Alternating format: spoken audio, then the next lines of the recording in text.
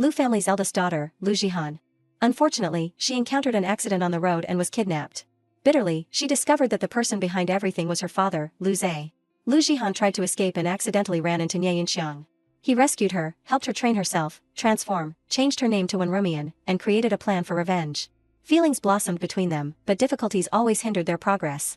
Can Wenrumian overcome these obstacles, and where will their love lead? Follow this story with Lisa Manhwa. Warm sunlight shone through the window, brightening the entire room, with fashionable clothes neatly hung on the racks. In that luxurious room, a young girl was sitting on the sofa, watching the servant select suitable clothes. The servant held up a dress, smiled and asked the girl, "Miss, this light blue dress complements your skin very well." She smiled in satisfaction. "Choose that one." She was Lujiu, the eldest daughter of the Lu family. Her parents were already seated at the dining table, waiting for her. Lujiu walked down the stairs, cheerfully waving her hand and saying, "Good morning, Mom and Dad." Her father looked up, smiling and waving back, "Come and sit down for breakfast, or it will get cold." Her mother also smiled gently and said, "Jihan, have you prepared for the charity ball tonight?" Lujiu replied with an excited expression, "Yes, Mom, I am really looking forward to it." At this moment, she had changed into a new dress, a blue dress that hugged her figure and accentuated her beauty. Outside, Uncle Wang, Lujiu's driver, had prepared the car for her. Her car was driving on the road when two black cars suddenly honked loudly from behind, speeding closer to Lujiu's car. The two cars quickly caught up to her car, one driving close alongside, the other overtaking to try to crash into her car. The black car blocked the road ahead, forcing Uncle Wang to brake suddenly. Screech.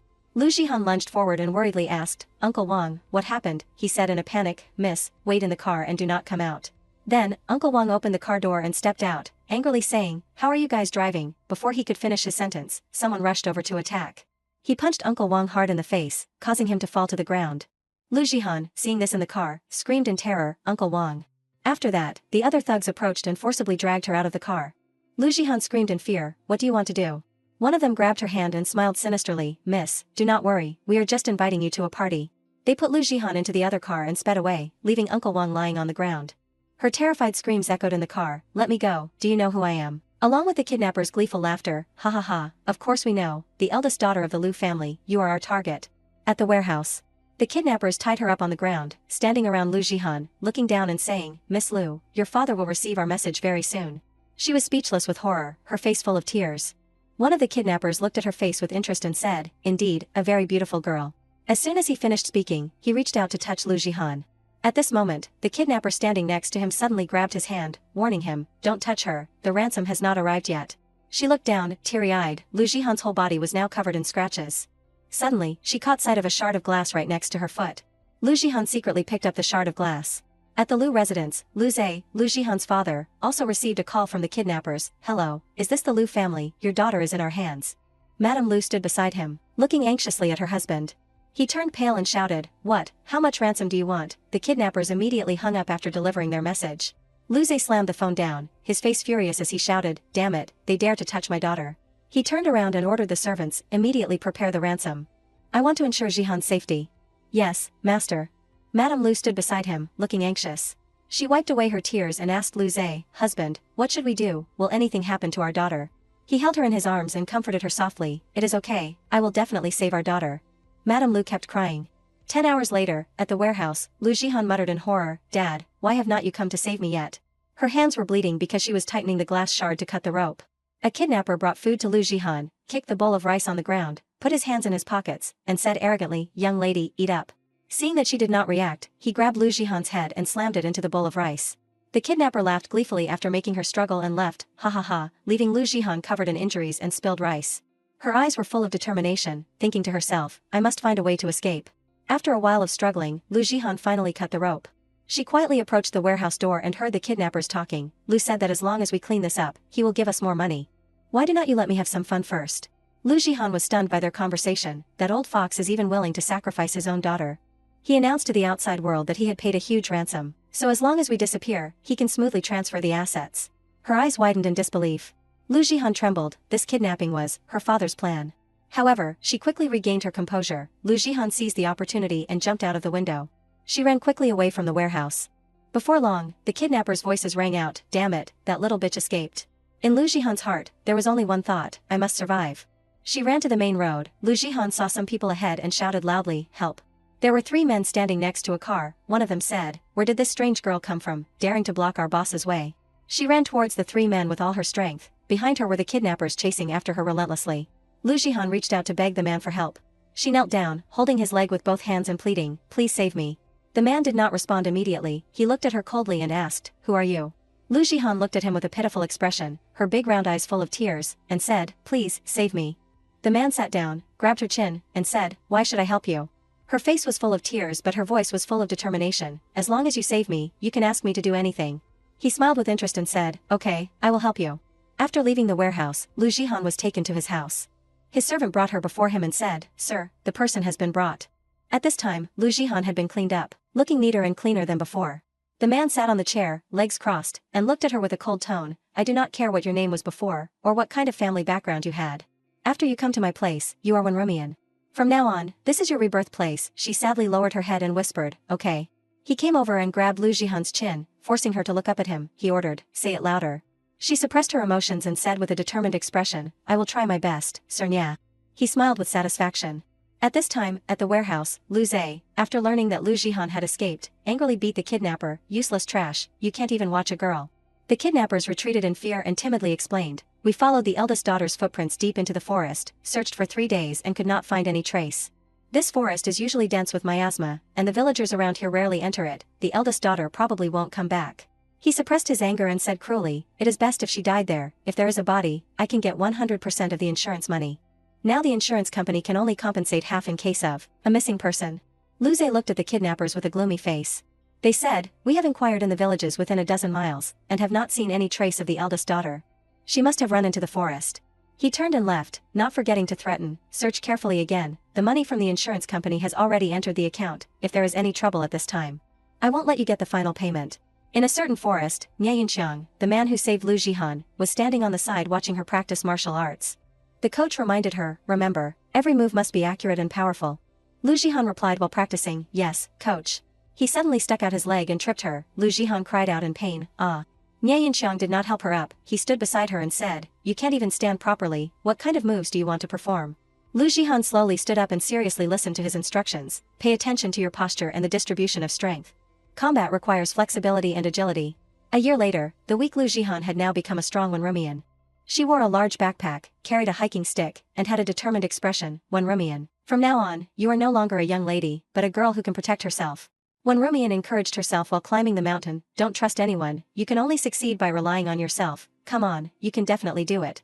She carefully clung to the cliff, trying to climb up. As dusk fell, Wanrumian also climbed to the top of the mountain.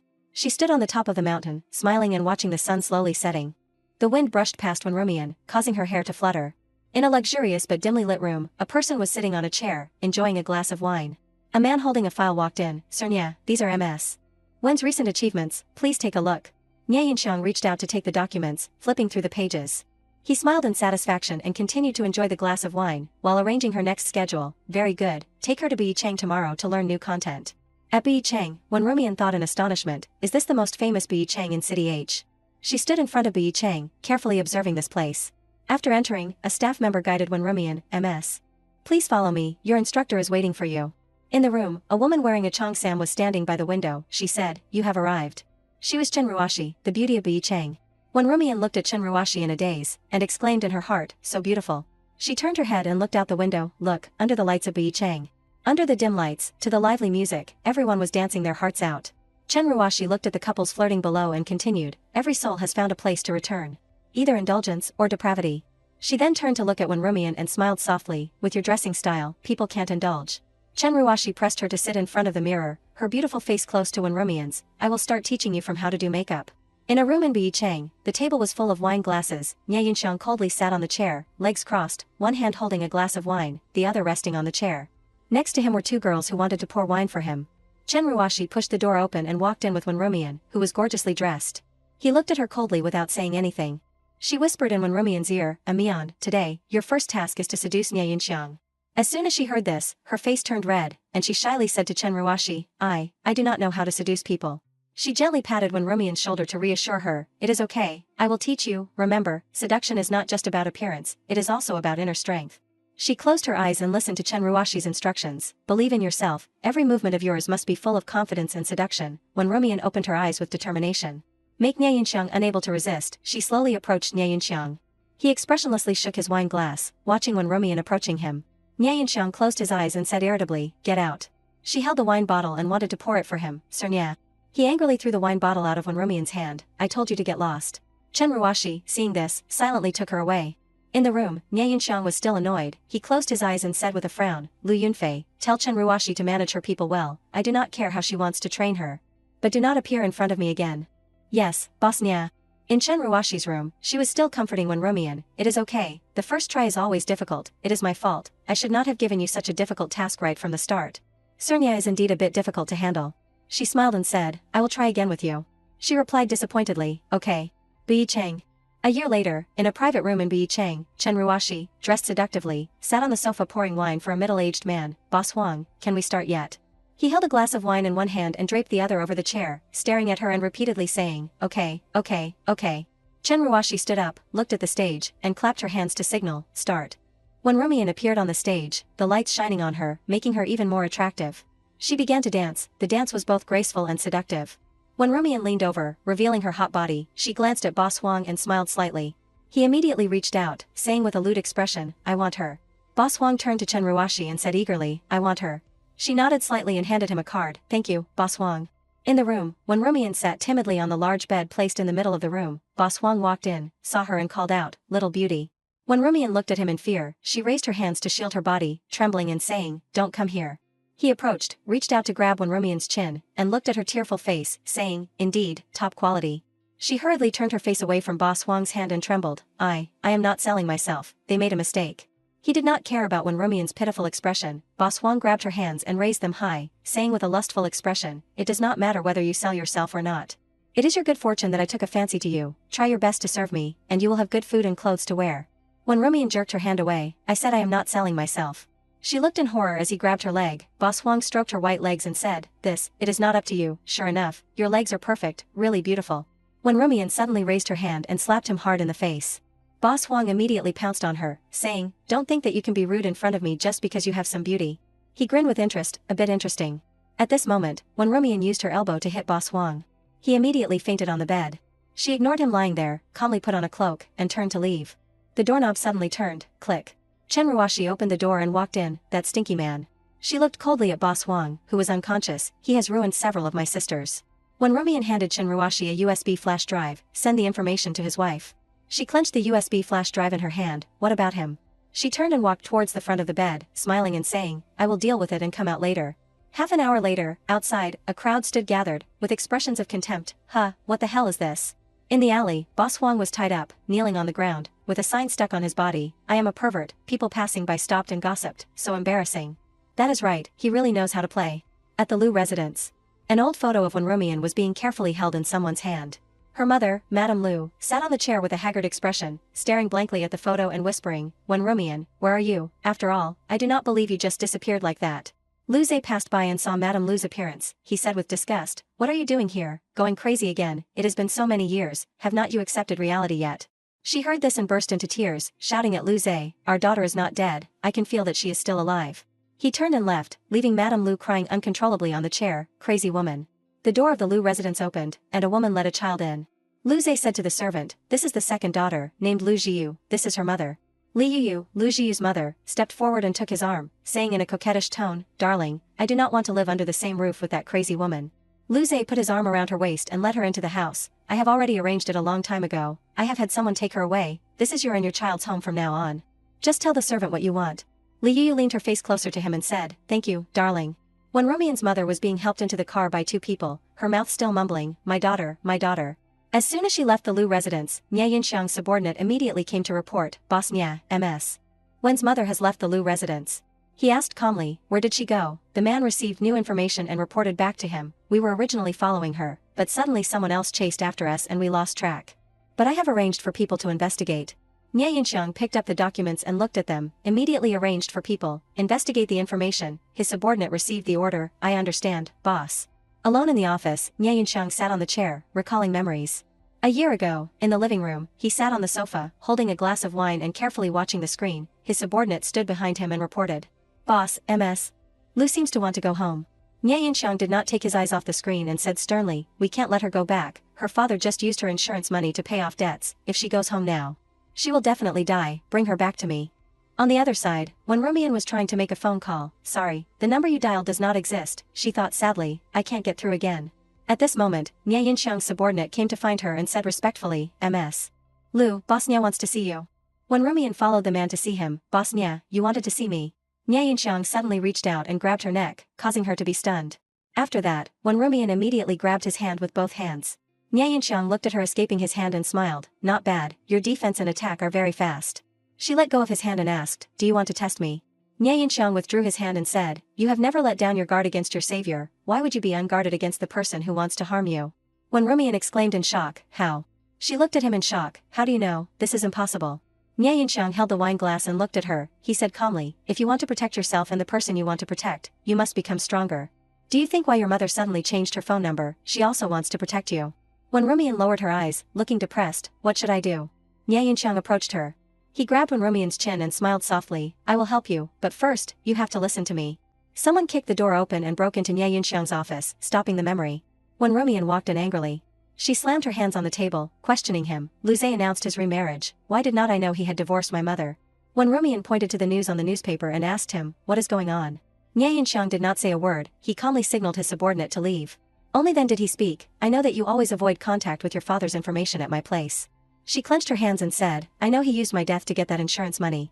When Rumian continued, that money became a turning point in his business, and later his business grew bigger, and all of that was exchanged for sacrificing me. She raised her hand and gently wiped away her tears, saying in a choked tone, I actually know everything, but I just could not believe it. Nya Yinxiang slowly stood up from the chair, I know this is very difficult to accept, but you need to face it. He approached her and said, there is one more thing, related to your mother. When Rumian stopped crying as soon as she heard this, she anxiously asked Nya Yinxiang, what happened to my mother? He told her the news he had just received, I have always arranged for people to monitor her, but recently she has gone missing. When Rumian exclaimed in panic, what? Nya Yinxiang grabbed her hand and pulled her back, don't get agitated, I have arranged for people to find her. We will find her. When Rumian was silent. In the evening, at Bichang, she and Chen Ruoshi sat drinking at the bar. She opened her mouth, what is wrong, why are you so depressed after coming out of the boss's office? She replied sadly, I am fine. After that, when Rumian left Bichang, as soon as she stepped out of the door, several drunkards surrounded and harassed her, beauty, do not be in such a hurry, have a few drinks with us, with such a beautiful appearance. You must be a beauty from Bichang. When Rumian glanced at them coldly, get lost. A drunkard did not care, he stepped forward and put his arm around her shoulder, saying, don't be so fierce, little sister, come and play with us. Another one behind also chimed in, little sister, do not you have anyone by your side? Seeing that they were not leaving, she coldly smiled and said, looks like you guys are my punching bags. The drunkard became excited upon hearing this, he moved closer to Rumian, wanting to touch her, come on, beauty, you want me to be a garbage can, anything is fine, play with us for a while. Her face darkened, she chuckled, ha. Just then, a voice rang out from behind, you guys, let her go. The drunkards turned to look at the man who appeared, another one wanting to be a hero and save the damsel in distress, who do you think you are? That man was Guzeping, he sternly looked at them and said, I am her friend, you guys better get lost now. When Rumian glanced at Guzeping, coldly thinking, another refined scumbag wanting to take advantage. He stood there calmly, leisurely saying, it seems your friend has had too much to drink, I suggest you take him home. A drunkard stepped forward, wanting to hit Guzeping, looks like someone wants a beating. The other drunkards, seeing their companion make a move, also threw punches at him, then I will let you taste our power. Guzeping unexpectedly struck out, punching him in the stomach, ugh. Then he continued to deal with the remaining ones. Guzeping withdrew his hand, his face serious as he said, I do not want to hurt you, but do not force me. The drunkards helped each other leave, let us go, this guy is not easy to mess with. He turned to her and smiled gently, you are safe now, they won't be back. When Rumian smiled happily and said to Guzeping, thank you for saving me, he replied, you do not need to thank me, anyone in this situation, I would help. The two of them walked side by side, in her heart she thought, he has not asked for my phone number yet. When Rumian glanced at Guzeping, guessing in her heart, could it be that he wants to take me home? At this time, he suddenly spoke, do you need me to call a car for you to go home? She forced a smile and did not answer, but in her heart she could not stop sneering. Haha, I knew it, this hero-saving beauty trick of the scumbag is just to pick up girls. After putting Rumian in the taxi, Guzeping stood by the road, waving goodbye to her, go quickly, do not drink and walk alone on the road so late in the future. In the car, she was still thinking about him, this guy actually did not ask for my phone number. When Rumian's apartment. In the bedroom, when Rumian was curled up on the large bed, she painfully hugged her stomach, ugh, it hurt so much. When Rumian got out of bed to find medicine, where's my painkiller? Her face turned pale because of the pain, when Rumian quickly took the medicine. She leaned wearily on the sofa, one hand holding a glass of water, the other hugging her stomach, no, I have to go to the hospital tomorrow. The next morning, at the hospital. When Rumian sat alone on the chair, looking at the number on her hand. A female nurse came out and called, "Number 39, Wen Rumian." She knocked on the door of the internal medicine clinic. Inside a voice rang out, "Come in."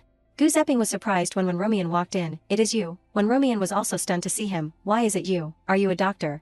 Gu Zeping stood up and said with a smile, "Yes, I am an internal medicine doctor here. What a coincidence, we meet again," she replied. "I am really grateful to you for last night." After a round of greetings, he began to examine Wen Rumian. "Sit down, where are you uncomfortable?" She put her hand on her stomach and said, "Last night after drinking a little wine, I have been having intermittent pain." Gu Zeping, after hearing Wen Rumian's description, said, "Stomach pain after drinking alcohol may be due to excessive stomach acid. Come here, let me check." He leaned over, his hand gently touching her stomach. "Is it here?" She replied, "Yes, it hurts there." After the examination, Gu Zeping returned to his desk to write a prescription. "I will prescribe some medicine for you. Remember to take it on time. Try not to drink alcohol on an empty stomach in the future." When Rumian replied, "Okay, I know, Dr. Gu." She stood up and said with a smile, "Thank you for last night and today, I have troubled you." He handed the prescription to Wen Rumian, smiling kindly and saying, "You do not need to be so polite. As a doctor, helping patients is my duty. Moreover, we can be considered friends, can't we?" She was stunned at what Gu Zeping said, "Friends." Wen Rumian looked at the prescription in her hand and whispered, "Friends, I like this term." He approached her and said softly, "You know, your smile is very warm, this is how you usually are, but you do not like to smile much." Wen Rumian covered her mouth and laughed, teasing Gu Zeping, "Dr. Gu, are you usually so good at talking?" He replied with a smile, "I only talk to people who are worthy. Go downstairs to get the medicine. I hope you recover soon. If you are still uncomfortable, you can come to me anytime." She opened the door and waved goodbye to him happily. "Okay, Dr. Gu, goodbye." The door of the clinic gently closed, click. After Wen Rumian left, Gu Zeping's face immediately darkened, with a sad expression. "Wen Rumian, do not you remember me anymore?" In the evening, at Bi Chang. A voice rang out in the hall, "Boss Wen, all the reservations for tonight are full." Wen Rumian sat on the chair, looking at the books while listening to the assistant's report. "Are we taking any more reservations?" She did not take her eyes off the book, replying with a cold expression, "No, Bi Chang's reputation is outstanding, we must ensure our quality." Suddenly, a staff member ran in anxiously, "Sister Mian, the VIP rooms for tonight are full." Then Boss Chen's room, he specifically mentioned hoping for some special arrangements.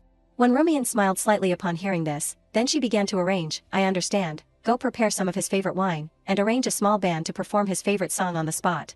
Remember, details determine everything." A hand holding a glass of wine gently shook it. The man holding the glass of wine, about to drink, suddenly stopped and looked forward. As soon as he saw her walk in, he stood up to greet her. "Boss Wen, every time I come to Bi Chang, I can feel a new surprise." Wine was poured into a new glass. When Rumian held up the glass of wine and smiled happily, "Boss Chen is too kind, I will toast you a glass." Boss Chen and she began to chat happily. When Rumian raised the wine and took a small sip. Late at night, after entertaining Boss Chen, her expression darkened with contemplation. In the office, when Rumian sat wearily on the chair, she reached out and rubbed her forehead. When Rumian pressed the button to call the assistant, "Lingling, get me a cup of coffee." The person who walked in was Nyan. He crossed his arms and leaned against the door, looking at her and saying, "I heard that your stomach was uncomfortable when you got back yesterday. And you are still drinking coffee." Nyan came over and placed a bottle of water on her desk. When Rumian picked up the bottle of water and drank, saying in an indifferent tone, "Just a minor illness, how dare I trouble Boss Nya to worry."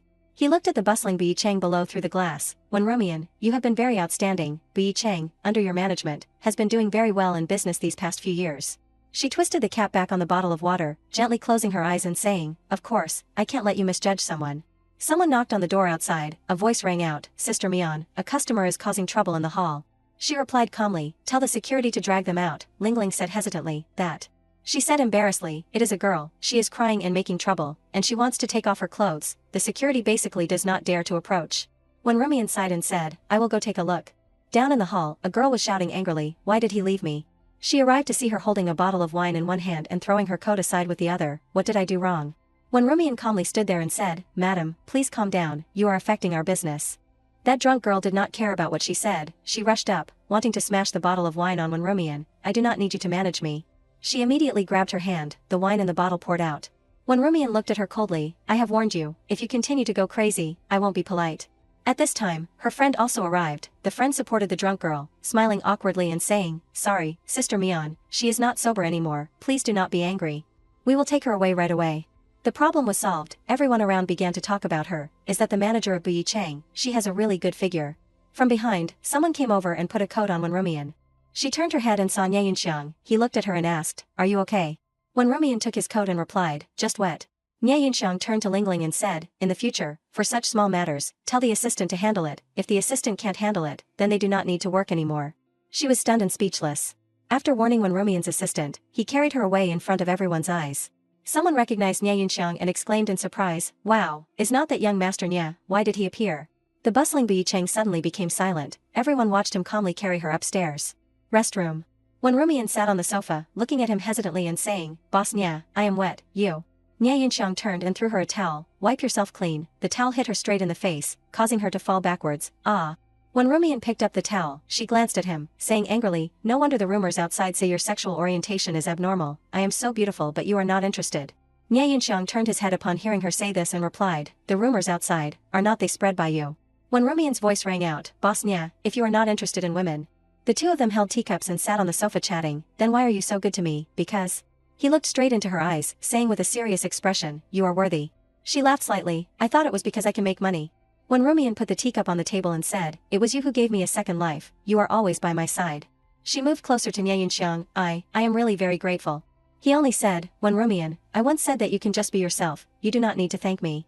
When Rumian put her hand on Nie Yinxiang's hand, no, you do not know what you mean to me. She turned and pressed him onto the chair, when Rumian looked at Nie Yinxiang intently and said, you are the light in my darkness.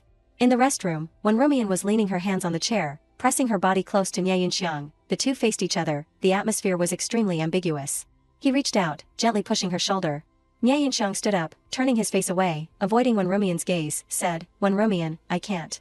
She clenched her fists, asking somewhat harshly, why, am I nothing to you?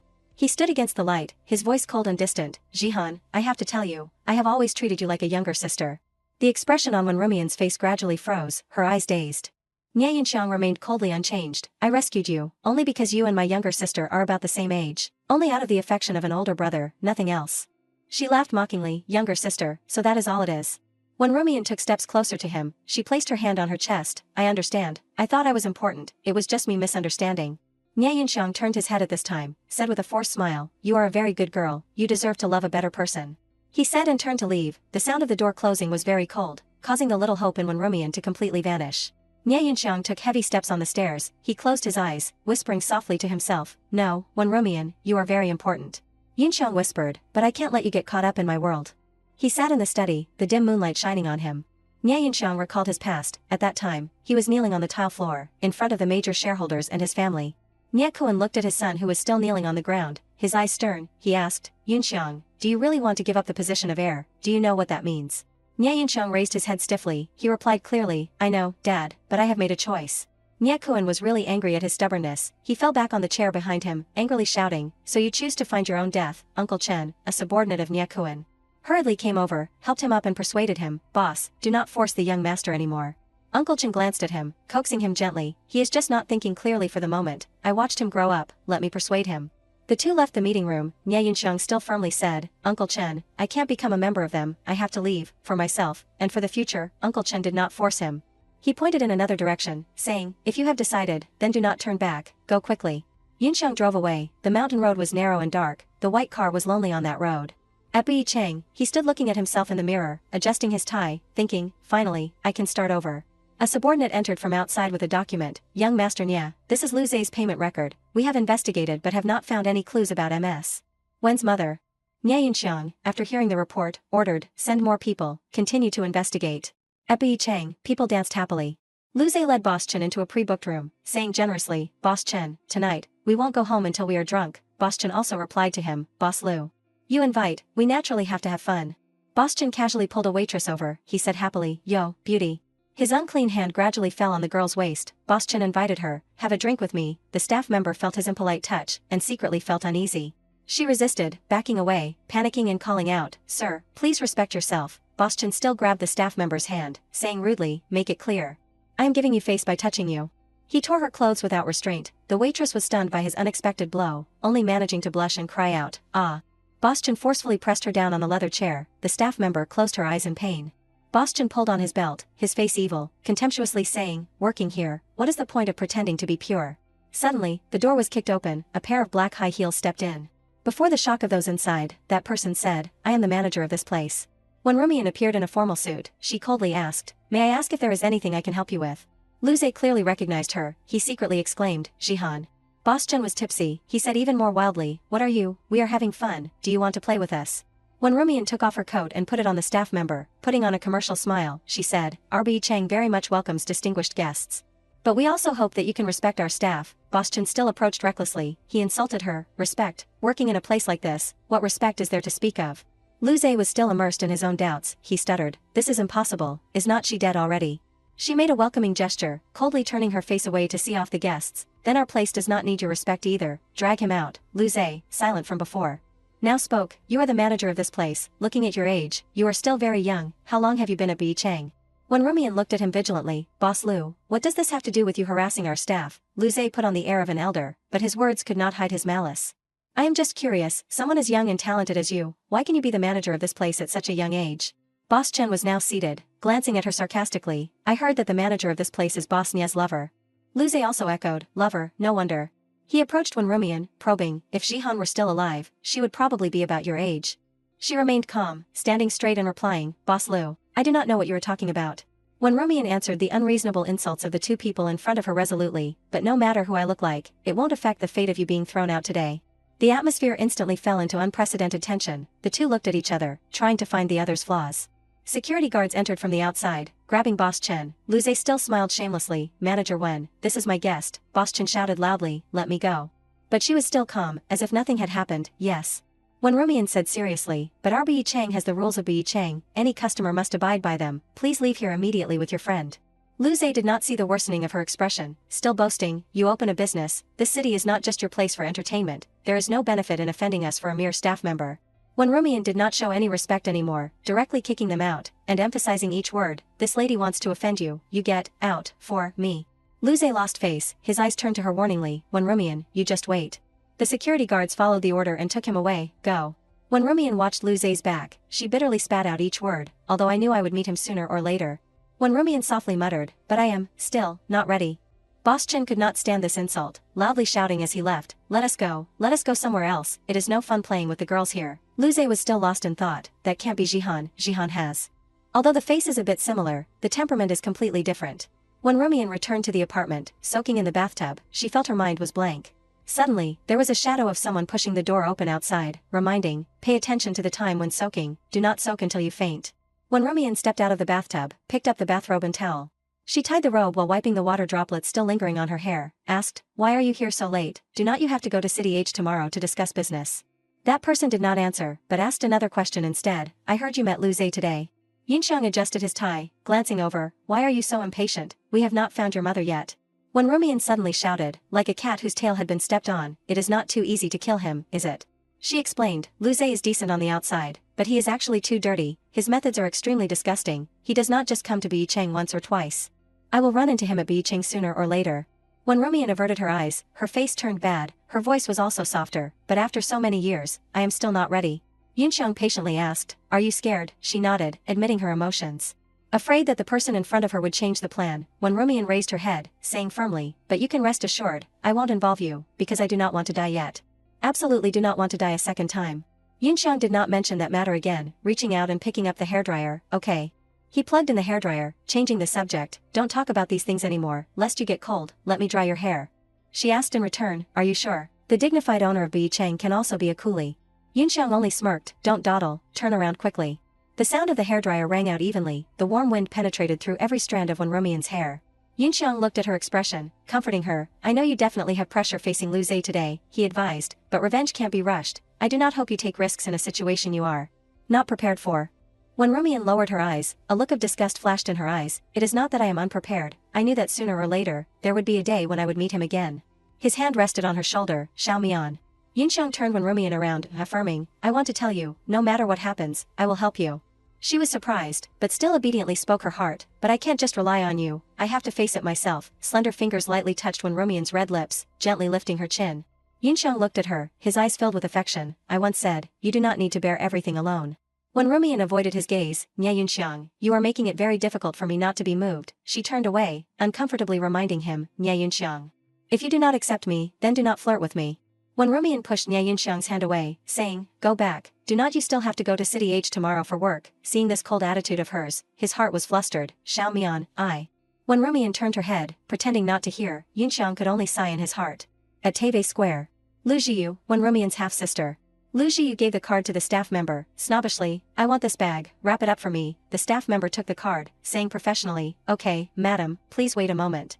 The staff member swiped the card for payment, then gave a commercial smile and asked, madam, there seems to be a slight problem with your credit card, do you have any other payment methods? Lujiu was stunned upon hearing this, she shouted, this is impossible, try again for me.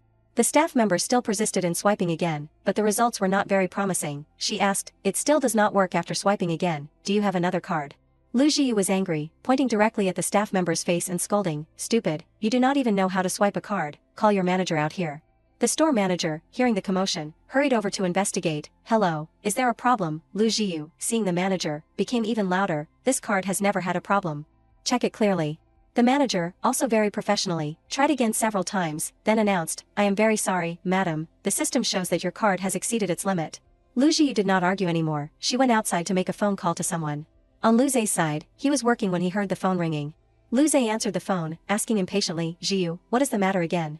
Lujiu hurriedly complained, Dad, why is my credit card limit locked? I am at the shopping mall, do you know how embarrassed I am? But to her surprise, he only said coldly, your allowance is already enough, and you still swipe your credit card over the limit every month like that. If you continue to be extravagant, do not blame me for not being polite. Lujiu shouted angrily, you do not love me, you only care about money. Luze was not a soft persimmon either, he replied firmly, if you continue like this, I will kick you out of the house, so you can go earn your own money. The phone was hung up, she was completely stunned by her father's words. Just when Lujiu was angry, a voice suddenly broke in, excuse me, sorry to bother you. When Rumian stepped forward, asking in a seemingly friendly way, are you a fashion blogger? Your outfit is really stylish. Lujiu, praised, was like a peacock spreading its tail, she stroked her hair, trying to show off her body, replying to the compliment, oh, thank you, I really spent a lot of thought on it. When Rumian spoke again, actually, I have a request. Lujiu quickly fell into the trap, what request? She then pretended to be weak, voicing her request, I have to attend a very important party tonight, but I am not as knowledgeable about fashion. As you are, I do not know if I can ask you to help me choose an outfit and jewelry that suits me. Lujiu said smugly, of course, I am very happy to help. She turned her back, starting to choose clothes for Wen Rumian attentively. Lujiu took a red dress from the clothes rack, held it up to her and said, this dress is very suitable for your temperament, and this color can accentuate your skin tone. Wen Rumian looked at the girl who was looking at her with sparkling eyes, naturally saying, you really have a good eye, I like this style, I will go try it on. The dressing room curtain was pulled open, Lujiu looked over, proudly, see, I knew you would be very suitable for this dress. When Rumian, in a red wine dress, the dress hugged her body, stepped out with a noble temperament, she said, really too perfect, you are so good. Lujiu turned away to select jewelry, she picked up an expensive diamond necklace. Again brought it over to try it on her, persuading, combined with this necklace and earrings, it will make you more prominent at the party. When Rumian let her put the necklace on for herself, then looked in the mirror, admiring it with excitement, too beautiful, Miss Lu, you really are my fashion savior, how should I thank you? When Rumian seemed to remember something, exclaiming, that is right, she took the bag that Lujiu had put down earlier, brought it to the checkout counter. You wanted to buy this bag just now, right? To thank you, I can give you this bag, she warned, this bag is not cheap. When Rumian flipped up the price tag under the bag to look, then said generously, it is not worth that much money to me. Lujiu scratched her ear, not expecting this person to actually pay for her, she secretly exclaimed in her head, wow, where did this rich sister come from? She took the bag, turned to her and said, I really feel that this bag is very suitable for a girl as aesthetic and tasteful as you. When Rumian said softly, I hope you accept this little gift, hoping it can bring you a happy mood, she said to the clerk, pay for both me and her, the clerk quickly agreed, okay. Lujiu seemed to like this girl very much, suggesting, thank you, let us add each other on WeChat, you can find me if you have any needs in this regard in the future. When Rumian also happily agreed, okay. She held out the chat screen, introducing herself friendly, very happy to meet you, Wen, I am Lujiu, she replied, I am also very happy, Miss Lu. Waiting for Wen Rumian to change out of the dress, the two left the store together, Lujiu suggested, to thank you for giving me an expensive gift, how about I treat you to coffee? She agreed, okay, I am also tired from walking. At Kayaksayan coffee shop. When Rumian was sipping her coffee, while bringing up a topic, do you often come to this shopping mall? We can make an appointment to go shopping together in the future, she replied, okay. At this time, she asked out her guess in her heart, pretending to inquire, saying, just now when I saw you talking on the phone, you did not seem very happy, did you encounter any problems? Lujiu poked her soda irritably, replying sulkily, isn't it because of my trash father, complaining that I spend too much, locking my card. When Rumian appeared to empathize, being angry for her, looking at your clothes, your family conditions are not ordinary either, you must also be a young lady from some family. You know, family businesses always have expectations for sons, but daughters are often ignored, Lujiu, as if finding a confidant, quickly told her, that is right. My dad ignores me, I feel like I do not have much of a sense of existence in my dad's eyes. Suddenly, she remembered something, asking, that is right, you are so rich, are you also a young lady from some family? She did not answer immediately, only taking a sip of coffee, replying indifferently, now I rarely go home, my dad does not treat me very well, so I have become independent on my own. Lujiu said sympathetically, every family has its own difficulties. When Rumian again put on a mysterious look, telling her in a low voice, do you know why I do not contact my family? Because they want to turn me into a pawn, used for business alliances. She was stunned by her words, not saying anything more. Lujiu stirred her soda, in her head she had already begun to guess, based on her dad's personality, the majority of the Lu family's assets and the company would definitely be left to her younger brother Lu Tianlin in the future. At that time she would definitely be regarded as a tool just like Sister Wen. A jet black card was brought in front of her, when Rumian's voice rang out, inviting, Miss Lu, our bar has an event next month, called Beat When Covering Eyes. You can come and play, and give me some suggestions along the way.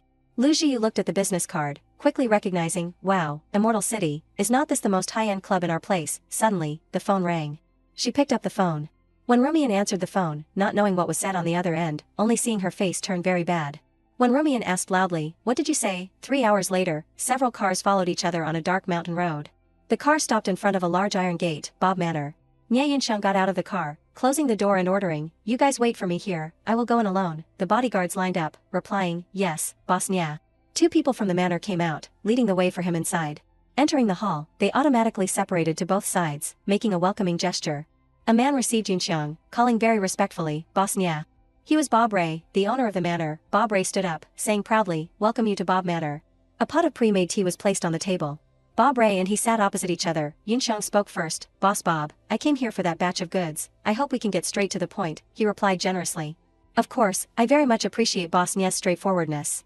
Bob Ray sipped the tea, his eyes full of calculations, but before that, I want to know, how do you plan to use this batch of goods? Those things are prohibited in your country. He did not hesitate to reply, I have such a big immortal city, of course there will be a need for it, I do not need to tell you specifically how it is used. Only then did he reveal his true nature. In our industry, trust is a luxury, so boss Nya, do not blame me for asking a few more questions. Nya Yunxiang also replied, I came in alone, is not this sincerity enough? Bob Ray was provoked to laugh loudly by his words, haha. He was very satisfied with this answer, quickly reaching out to lead the way, then I won't say any more nonsense, boss Nya, you go check the goods. He stood up, following Bob Ray. A mini camera was already attached to the button of his shirt. Bob Ray led him straight to the warehouse, with bodyguards guarding beside it. He introduced, boss Nya, these are the best goods in our place, feel free to check. Nya Yunxiang also did not hesitate, he stepped forward, picked up a rifle, and started checking the goods. The Bob family's goods are indeed new technology. Bob Ray was very proud of the quality, saying, you must know, we never compromise on quality. His gaze fell on him. Then it swept to the armory. Yunxiang put the gun down, saying, no problem, I can arrange to transfer the money now. Bob Ray was satisfied with this transaction. Boss Nya is straightforward. He was about to say something more, so now suddenly the phone rang. Bob Ray's pupils constricted. On the phone screen, a text message made his spine cold, the buyer is a spy. Bob Ray ordered, capture him. The bodyguards immediately pounced on him. Yunxiang pretended not to understand what was happening, asking, what do you mean? Didn't I say I would transfer the money immediately? A gun quickly aimed at his temple. He did not hold back, saying, boss Nya, you are too naive, did you think I would really do business with someone like you? Nya Yunxiang still tried to argue, is there some misunderstanding between us? Bob Ray did not explain further, but ordered, lock him up, yes. The bodyguards rushed over, he had no way out, he could only fight back, grabbing a long stick from one of them, then using his elbow to knock him down. The others quickly rushed over. Nya Yunxiang struggled to resist. He turned and ran away, the people behind still chasing after him relentlessly. Suddenly, a bullet flew to Nya Yunxiang's leg, causing him to lose his balance. Bob Ray pointed the gun at Yunxiang. Boss Nya, did you really think I did not know your true purpose? He still pretended not to know. I do not know what you are talking about. He tilted his head, saying coldly, did you think you could fool me? I knew from the beginning that you were not sincerely here to do business. Yunxiang slightly turned his head, he affirmed, I am sure there is some misunderstanding between us. Bob Ray still did not believe him, he also gave up, letting himself be captured. He shouted, stop talking nonsense, tie him up quickly, he is still valuable, I want to see who exactly wants to deal with me. Yunxiang was led to a small well, his hands were controlled behind him. Bob Ray crossed his arms, coldly ordering, throw him in, let him slowly ponder. Seconds later, the bodyguards quickly pushed him into the well. The sound of a heavy object falling into the water rang out clearly. Yunxiang struggled to emerge from the water, trying to breathe in every bit of scarce air. He looked around, it was dark under the well, there were many other people floating up like him, some had already lost their lives. Yunxiang thought, it seems this place is where they imprison and punish criminals. He looked up at the mouth of the well, it was towering high. Yunxiang felt a surge of helplessness for the first time. I can't die here, I have to find a way out. Seeing the people in the compound running in one direction, Chen Feng, hiding nearby, whispered, this is bad, something happened, retreat. He got in the car, calling Wen Rumian to inform her, Sister Mian, we have run into trouble. She heard the news, anxiously asking, what happened? The person on the other end explained the situation to her. Boss Nya was captured by the people of the manor. We tried to save Boss Nya, but the other side is too numerous, we can't confront them directly. Wen Rumian stood up to the surprise of Lujiu. She put a card on the table, turning her back. Sorry, I have some urgent business to attend to. This is all the activities of our club next month. Contact me when you want to come. She picked up the card to look at it, thinking with interest, so many activities. At the airport in City H. Chen Feng helped Wen Rumian pull the luggage, anxiously. Sister Mian, you finally arrived, she asked. What is the situation? Is there any new news about Nya Yunxiang? He replied, after Boss Nya went in, he suddenly disappeared. I arranged for people to disguise themselves as repairmen to go in, but did not find any trace of Boss Nya. But we have obtained a map of the manor, we can enter through the blind spots of the camera. Wen Rumian said sternly, ordering, good, we need to divide into two groups to take action. One group is responsible for distracting the attention of the guards.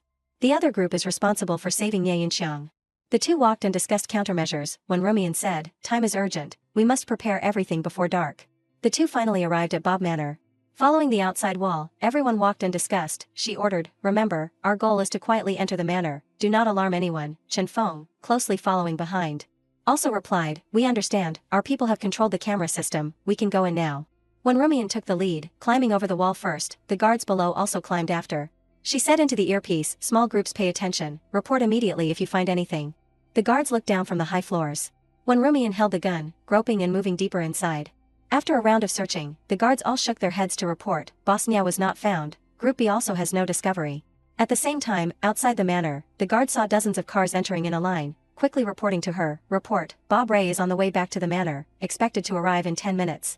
Chen Feng heard this, whispered, this is bad, Bob Ray is about to return, we must leave immediately, speed up the search, time is running out, we will check again in the basement. The voice in the earpiece rang again, Bob Ray's car has entered the range of the camera, will arrive in 5 minutes. He grabbed Wen Rumian's wrist, calling, Boss Wen. Chen Feng, with a firm gaze, tried to persuade her, we have searched all the places, and still have not found Boss Nya, now we have to leave immediately. Wen Rumian did not reply to him immediately. After a long silence, she spoke, impossible, he must be here, I can't leave before finding Nya Yunxiang. Bob Ray had returned, he stepped out of the car, standing in front of the manor door. Bob Ray looked up at the manor with suspicious eyes. Realizing the situation was not good, Chen Feng tried to persuade her, Boss Wen, we won't have time anymore, it is really not possible to continue searching. Wen Rumian was silent, obviously unable to accept this fact. Suddenly, she remembered, wait, Nya Yunxiang's phone. He was also startled, what, was not Boss Nya's phone turned off? Wen Rumian explained, he once installed a locator in my phone, even if it is turned off, it can still send a signal. And I remember my phone has a reverse tracking feature. She gave her phone to Chen Feng, see if this feature works. He said very confidently, yes, Boss Wen, no problem. After a while of operating, Chen Feng exclaimed, I have found Boss Nya's location. Wen Rumian exclaimed, that is great, on this side, both of them said in unison, go. Following the guidance of the device, he and another guard went in that direction. Chen Feng stopped in front of the well, saying, Boss Wen, we are here, Boss Nya must be inside this. Wen Rumian tied the rope to her waist, requesting, you guys wait above, if I encounter any problems, pull me up immediately. He replied, okay, Boss Wen be careful. She called softly, Nya Yunxiang. The flashlight shone to where Nya Yunxiang was standing, he was in a state of near unconsciousness. Wen Rumian exclaimed in surprise, Nya Yunxiang. The rope reached Yunxiang, she tried her best to pull him closer to herself, persisting, I am here to save you. Nya Yunxiang seemed to be more awake, he exclaimed, ugh. Nya Yunxiang opened his eyes dimly, calling softly, Wen Rumian, she replied, it is me. Another rope was lowered into the well, floating on the water. Wen Rumian tied the rope to him, stroking his pale face, she whispered, Nya Yunxiang, I need you to stay awake, we have to leave this place together. Chen Feng shone the light down from above, announcing, Boss Wen, we will pull you both up now. Wen Rumian, while trying to support Nya Yunxiang, leaned her back against the well, lifting herself up. After a while, the two were finally pulled out of the well. Chen Feng cried out in joy, Boss Nya, Boss Wen, thank heavens. Wen Rumian stood at the mouth of the well, ordering, we can't stay here long, let us go quickly, the subordinates said in unison, okay. Bob Ray entered the manor, it was empty inside, he asked, where is everyone, where are the guards? Feeling threatened, Bob Ray frowned. He felt like heaven and earth had turned upside down, a guard was lying sprawled on the ground. Realizing that something was wrong, Bob Ray frowned even deeper. He loudly ordered, immediately seal off the manor, can't let anyone leave. The three were hiding behind a bush, Yunxiang said weakly, Chen Feng, you take Wen Rumian away first. Do not worry about me. Wen Rumian also did not show weakness. If I have come, then I won't leave you behind. Chen Feng voiced his guess. Bob Ray has returned. We can't leave along the previous route. She crossed her arms. Then there is no other way out. He stroked his chin. This manor has a back door, but we can't go now either. When Rumian discovered something, speaking up, Chen Feng, give me the lighter, let Bob Ray's men be busy putting out the fire, we will take the opportunity to leave. Chen Feng objected slightly, but Boss Wen, this is very dangerous, if the fire gets out of control. Her face suddenly became serious. We have to take a risk, this is our only chance. The sound of flint striking against each other, a fire was lit. Smoke began to rise. Realizing something was wrong, Bob Ray exclaimed, what happened over there? Why is there smoke? Go check it out quickly. The guard received the order, yes. They turned back and reported, Mr. Bob Ray, the west garden is on fire. He angrily ordered, Humph, go put out the fire quickly, my goods are still inside. When Rumian supported Nya Yunxiang, limping out, she encouraged, Nya Yunxiang, persevere. Chen Feng went ahead, having prepared the car, he guided, Boss Nya, get in the car quickly. The three quickly got into the car, leaving. After driving for a long time, she finally relaxed, sighing, she said, finally safe. Nya Yunxiang blamed, you were too risky. When Rumian said angrily, is it only allowed for you to save me? I can't save you. He was stunned by her scolding and could only be silent. The guard, after getting out of the well, reported, sir, there is no one below. Bob Ray gritted his teeth, he hissed through his teeth, sure enough, it was that Chinese rescuer who caused it. Setting fire on the surface, but the reality is to save people. Bob Ray turned around, ordering the guard, chase after them for me, can't let them escape. His subordinates quickly replied, yes. Chen Feng looked at the rearview mirror, announcing, they have chased after, we have to find a way to shake them off. When Rumian observed the terrain, suggesting, there is a bend ahead, we can try there, he replied, okay. Then stepping on the accelerator, Chen Feng said loudly, hold on tight. Two cars chased closely on the winding mountain road. Chen Feng glanced at the rearview mirror, gritting his teeth and snorting coldly, then turned the steering wheel hard to make a turn. The mountain road had many hidden bends. The two chasing cars did not have time to turn the steering wheel, crashing into the railing, plunging into the ravine. The three also suffered a slight shock. Yunxiang, worried about Wen Rumian, used his body to shield her, his whole body swaying from the shock caused by the turn. Already injured, now with a strong impact causing Nya Yunxiang's forehead to bleed, Wen Rumian looked at the liquid flowing down his cheek, exclaiming in panic, Nya Yunxiang. The two chasing cars had been cut off, struggling to climb up from the edge of the ravine.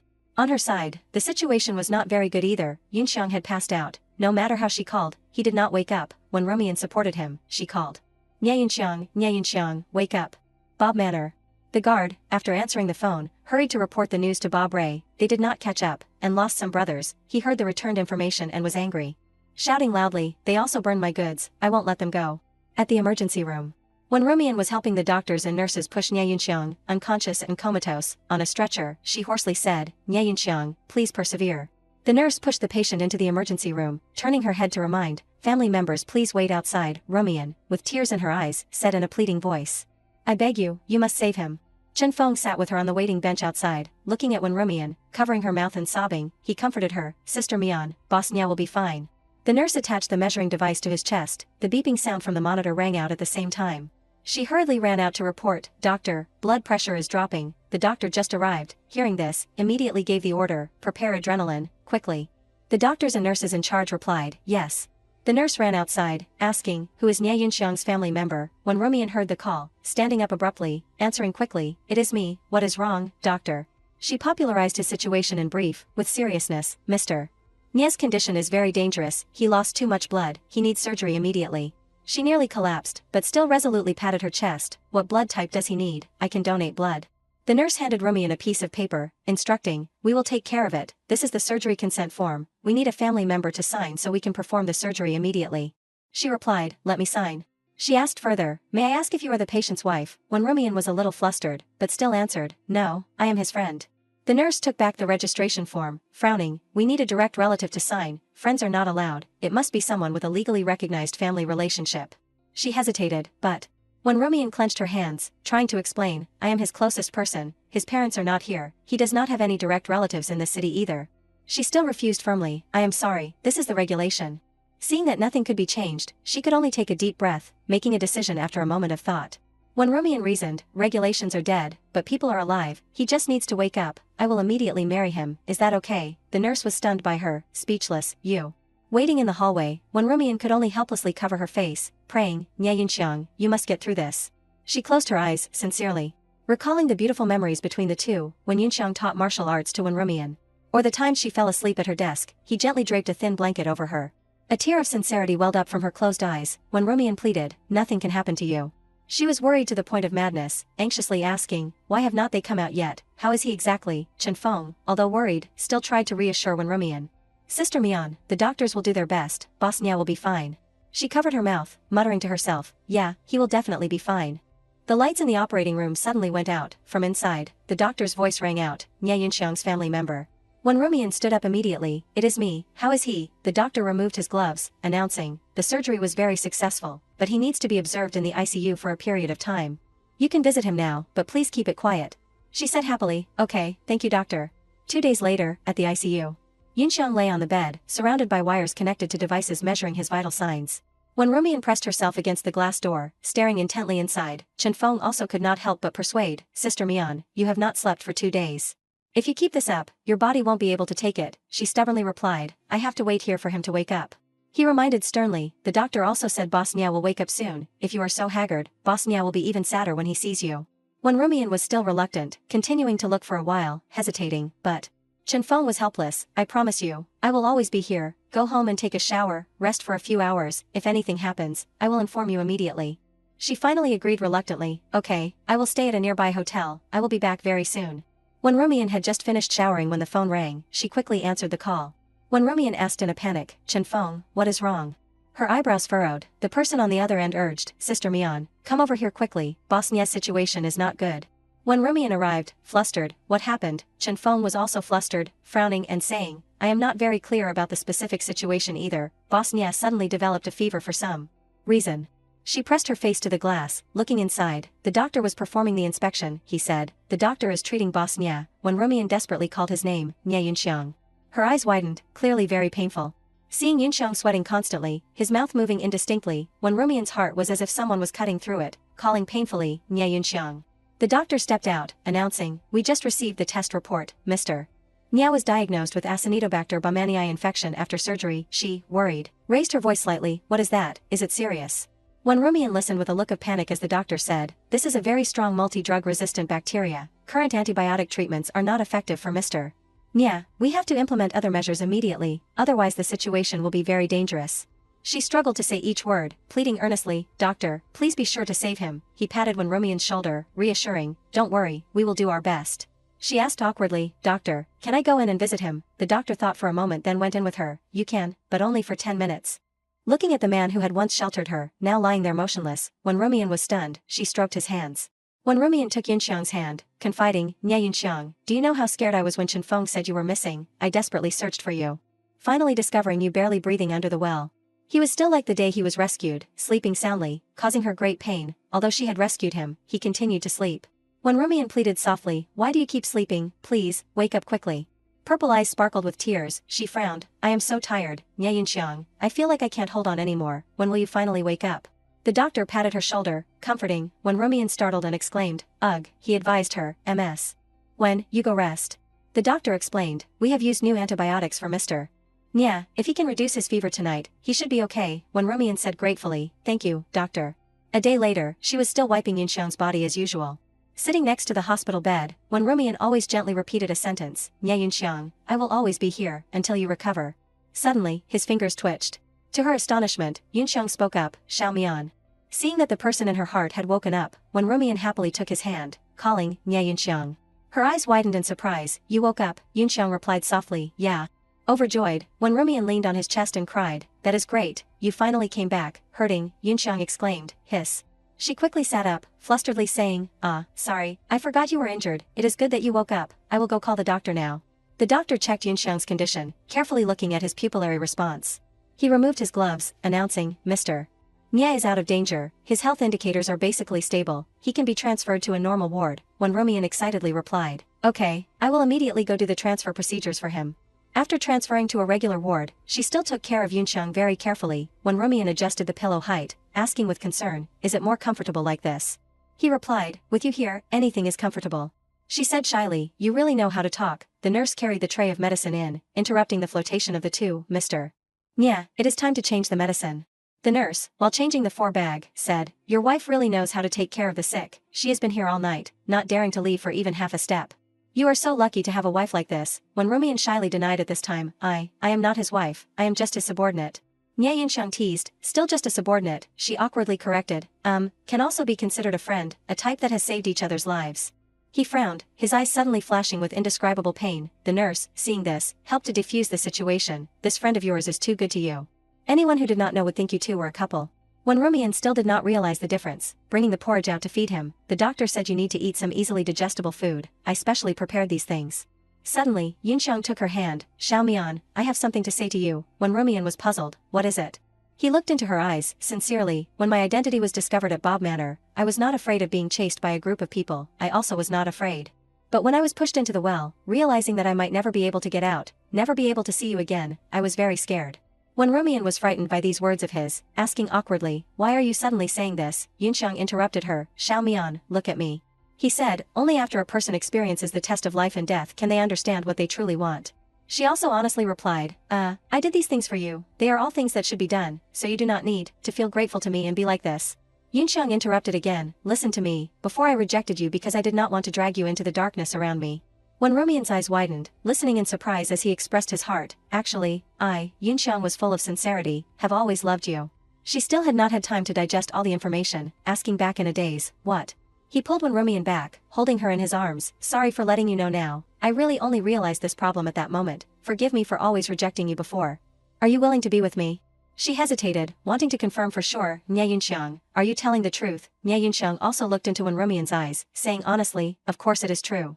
I won't continue to hide the true feelings I have for you anymore. Tears of happiness welled up from the corner of her eyes, when Rumian said softly, hic, okay, she hugged him tightly, I agree. Chen Feng suddenly walked in, scratching his cheek embarrassedly, that.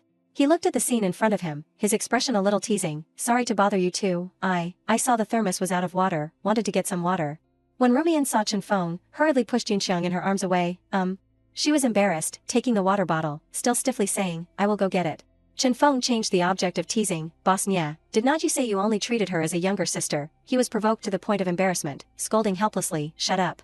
He clicked his tongue, still flirtatiously, TSK, looking at your spirit, the recovery is not bad. After a while, Chen Feng changed his expression, seriously saying, Boss Nya, should we talk about serious matters?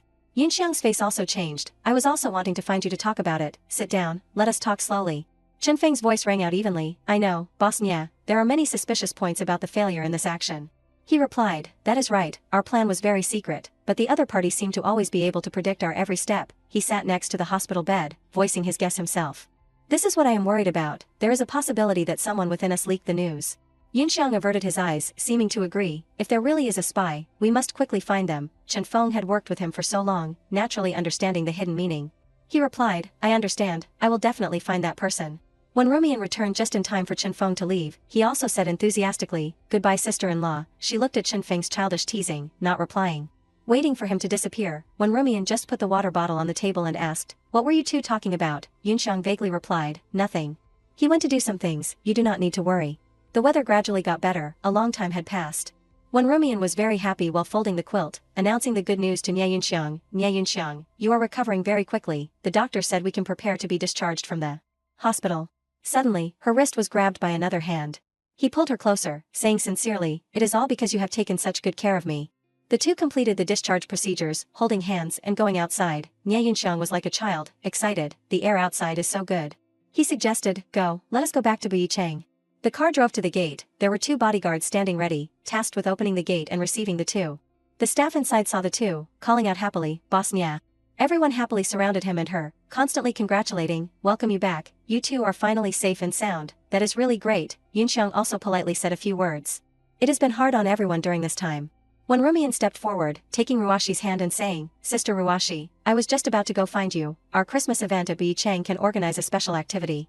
She asked in return, also teasing, what activity? You are really a good employee of Boss Nya, you want to discuss work with me before even putting away your suitcase. He stood on the side looking at the two women chatting together non-stop, a little unhappy. Suddenly, Nye Yunxiang cried out, ouch, when Rumian was pulled back by the sudden sound, immediately turning her head to check. She hurriedly supported him, what is wrong, do you need to go see a doctor? Nye Yunxiang frowned, my arm suddenly hurts a bit, help me. Ruashi, standing on the side, had already seen through everything, she snickered, Boss Nya, your body is healthier than the fitness coach in our place, why are you so weak in front of Wen Rumian? When Rumian was still worried, no, it is best to go see a doctor, no need, he made an excuse to escape, in fact, he was not in much pain, she was flustered by Nye Yunxiang's attitude. scolding, Nyan, why are you so childish? At the Christmas event, I plan to invite Luze's daughter, so I need to discuss it with Sister Ruashi. Then without another word, she pushed him towards Chenfeng, ordering, Chenfeng, you take him inside to rest. When Rumian turned her head, attentively discussing with Ruashi, Sister Ruashi, I plan to organize an activity called Beat When Covering Eyes. Nyan looked at her back. Smiling softly, the rose that I nurtured, has become both beautiful and capable. Chenfeng felt a chill run down his spine, wrinkling his face and complaining, ugh, boss Nya, you are so cheesy. Ruashi and when Rumian went to another restroom, she took out 2 glasses of water. She was still talking non-stop. I want to let the participants choose someone they feel interested in through their heart rate in a situation where they do not know the other party's identity. At that time I will arrange for a man to go seduce Lujiu. Ruashi seemed to agree. We need to start preparing the invitation cards, and also ensure that the arrangement there is both romantic and mysterious. The 2 women discussed in detail. She suggested, we can release some mysterious advertisements on social media, so that everyone looks forward to this activity. When Rumian also replied, that is right, we can also invite some celebrities to participate. At that time Lujiu will definitely be interested. Ruashi pursed her lips, agreeing, this is a good idea. We can arrange some unexpected things in the activity so that she unknowingly falls into the trap. The 2 finished discussing. Sitting back together, she suddenly asked, after finishing talking about work, should we talk about things related to you and Nyan? She was surprised, asking back, how did you know? Ruashi felt insulted, frowning and saying, please, the 2 of you just walked in. That affectionate gaze, anyone with a little sense can see it. When Rumian was also helpless, okay. She leaned on her shoulder, expressing, but in my heart, there is still a little worry. Ruashi asked, is it because boss Nya rejected you before? She also honestly replied, yeah, I just feel that he is expressing his feelings to me because he is grateful to me for saving him. She wrapped her arm around, touching the butterfly hairpin on her head. Ruashi's eyes were sincere. She instructed, Xiao Mian, boss Nya can support such a big Yi Chang alone. His background is definitely not simple, but none of us know his past. You better not get too deep in love. When Rumian closed her eyes, struggling to say the words that she herself had to understand, I understand what you mean. When Rumian wrung her hands on her forehead, depressed, but I can't control my feelings. Ruashi was a person who had been around for a long time, with a wealth of romantic experience. She gave when Rumian away, then put the focus on the work at hand. Whether boss Nya is sincere or false, time will prove everything, the staff member announced. Boss Wen, everything has been prepared according to your instructions. She stood up, shaking hands with Ruashi. You are right, beautiful women must seriously build their careers first. Go, let us go see the results of their preparations. The poster was released, a beautiful girl with her eyes covered standing in the middle of the screen, Beat When Covering Eyes. The other guests were similar. They used black cloth to cover their eyes, to match the name of the event, Beat When Covering Eyes. The girls gathered together. Talking, this year's Christmas, I want to go to Yi Chang to play. Lujiu held a business card in her hand, clearly printed with the words, Yi Chang. She kissed the business card, happily choosing clothes. That is great, even if my dad does not give me pocket money, having a rich sister can also help me fly up. I must be the most prominent. Lujiu wore high heels. Luze saw her going out so late, asking with concern, it is so late, you are dressed like this, where do you want to go? Lujiu said stubbornly, Dad, I have a gathering with friends. He saw this and raised his voice, scolding, you girls, do not run outside at night, that is not good for your reputation. She raised her face, arguing uncomfortably, Dad, I am not a child anymore, I know what I am doing. Saying that, she brushed past Luze, leaving behind a cold sentence, I am going to be late, I am leaving. He clenched his hands, saying coldly, you be honest and stay put for the next 2 days for me. In a few days I will take you to meet suitable candidates, they are all prominent figures. Lujiu was struck by a thunderbolt, her whole body was cold. Lujiu recalled the words when Rumian had said, do you know why I do not contact my family? Because they want to turn me into a pawn, used for business alliances. The fear made her resist, I am not going. Liu came over, taking Luze's arm, you finally need to mention Jiu's marriage. Which young master's family is it? Lujiu saw that her mother was not taking her side. Even angrier, Mom, do not listen to Dad, I do not want to go on a blind date. Luze, rejected by his daughter, his anger soared, he shouted loudly, I am your father, everything I do is for your own good, you have to listen to me, Liu. Standing next to him, also chimed in, she echoed, Jiu, the people your dad knows all have status, this is your opportunity. But Lujiu was not a fool, she seriously said back, Dad, I do not understand, why can't I come to our company to work, but have to listen to you and go on a blind date? Luze coldly spoke the harsh words, a daughter like you, the things at the company are not something you should worry about. She seemed to hear a joke, becoming even more annoyed at her father's sexism. Why should not daughters worry? What era is it already? You are still sexist. He was scolded in the face by his daughter, his eyes gradually darkened. What did you say? Luze did not say another word, directly slapping Lujiu painfully.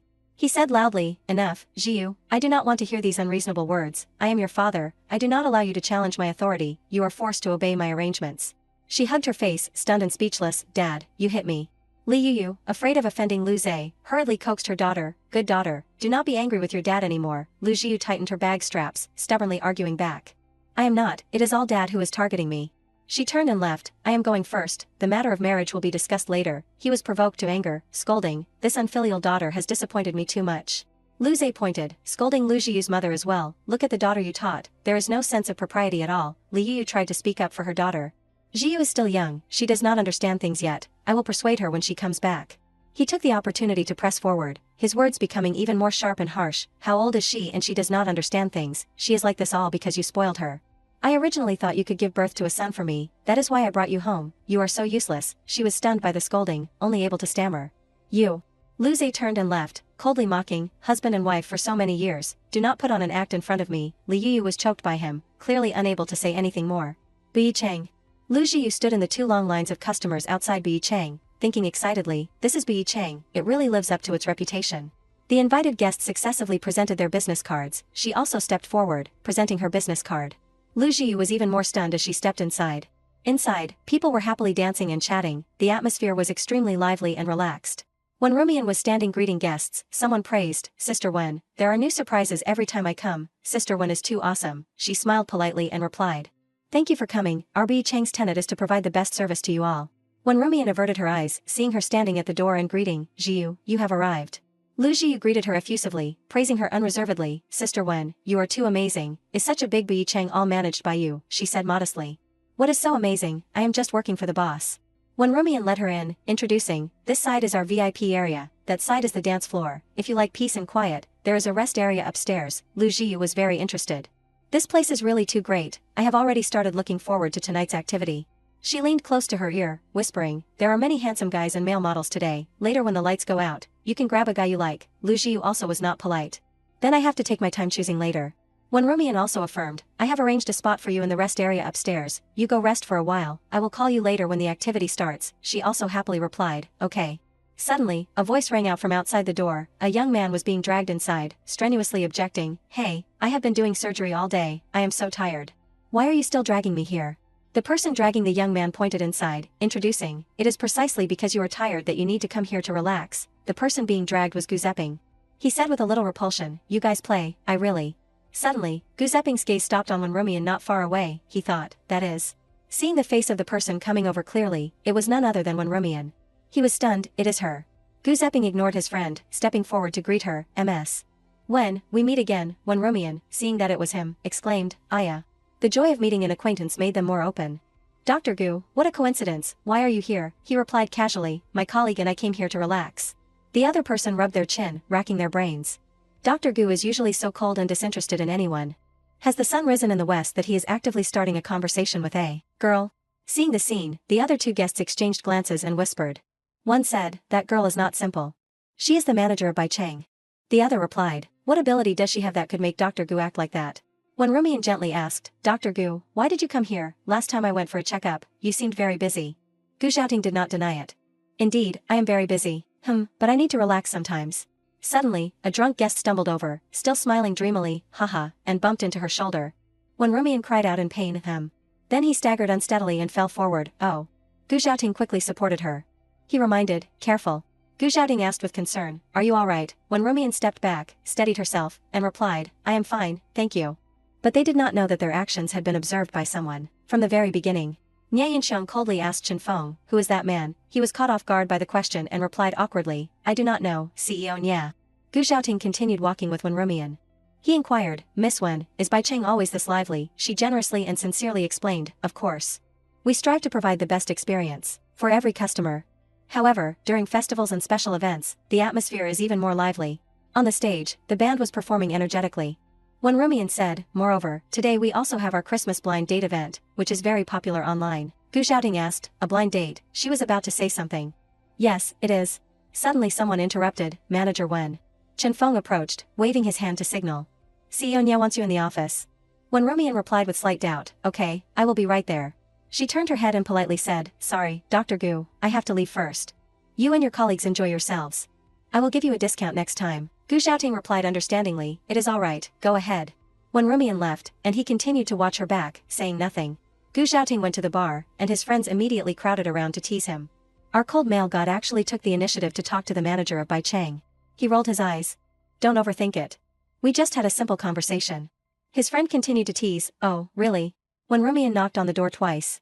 There was no response, making her suspicious. Huh, is anyone there? Suddenly, the door opened a crack. A hand reached out and pulled her in. When Rumian was caught off guard and cried out, ah. She was pinned against the door, her back against it, and the person braced their hand above her head. Nyan smirked self-deprecatingly, you can always attract everyone's attention. When Rumian was stunned. Attract who? Are you talking about Dr. Gu? He stroked her hair and said coldly, I do not care who he is. Tell me, who else, friends that I do not know about. When Rumian widened her eyes, feigning innocence. Dr. Gu and I accidentally met before. We are not really friends, and we have only met twice. Nyan rested his chin on her shoulder, burying his face in the hollow of her neck and sniffing. Then he commanded, anyway, I do not like other men getting close to you. When Rumian glanced sideways. Nyan, are you jealous? He cupped her face and said blindly, so what if I am, you are mine. When Rumian's face flushed red from Nyan's domineering words, and she could not say anything for a long time. Finally, she flusteredly pushed him away. Of course. Here, I am your employee. She turned away, leaving him with one sentence. The event is about to start, I have to go. Then she closed the door with a bang, leaving Nyan still stunned and speechless. Event venue. When Rumian pointed to the pile of masks on the table and said, go, distribute these to the guests. She asked, Sister Ruashi, is everything arranged? Ruashi turned her head and replied, don't worry, when Rumian. I have found a perfect candidate. She snapped her fingers. Come out. A young man with dyed blonde hair and a gentle face stepped out. His voice was clear. Miss Wen Rumian, I understand my mission. I will try my best to complete it. Wen Rumian was very satisfied and praised, very good. Your appearance and demeanor both fit the requirements. I believe Lujiu will be interested in you. Then she stepped forward and instructed, go prepare a little. Later, invite Lujiu to dance. Ruashi crossed her arms. The restaurant that Luze invested in lost a lot of money due to the food poisoning incident. Now he must be in a hurry to arrange for his daughter to go on blind dates to promote investment cooperation. She replied, I won't let Luze's plan succeed. It is time to give him a surprise. Melodious music played, and Ruashi's voice echoed in the space. In this darkness filled with mystery, Bai Chang's blind date event is about to begin. She introduced the rules. Everyone under the mask is looking forward to a heart-fluttering encounter. Remember, in 3 minutes, when the music stops, we will turn off the lights for 30 seconds. Everyone can kiss their dance partner. The guests quickly paired up with each other. Lujiu also received a mask. When Rumian said, go ahead. You might meet a good guy. Waiting for her to put on the mask, she took her hand and walked around the hall. Lujiu was a little worried. Sister Mian, let us play together. I am a little shy on my own. When Rumian immediately and skillfully refused. But now I have to be in charge of the organization of the event. She suggested, or I can help you find a dance partner. When Rumian looked around, feeling troubled. I should not participate in this game. I have to find an excuse to leave. Suddenly, a clear voice rang out, Miss. Lujiu turned her head, not noticing the smug smile on Wen Rumian's lips. The arranged young man extended his hand and said politely, may I have this dance? She was stunned. Oh.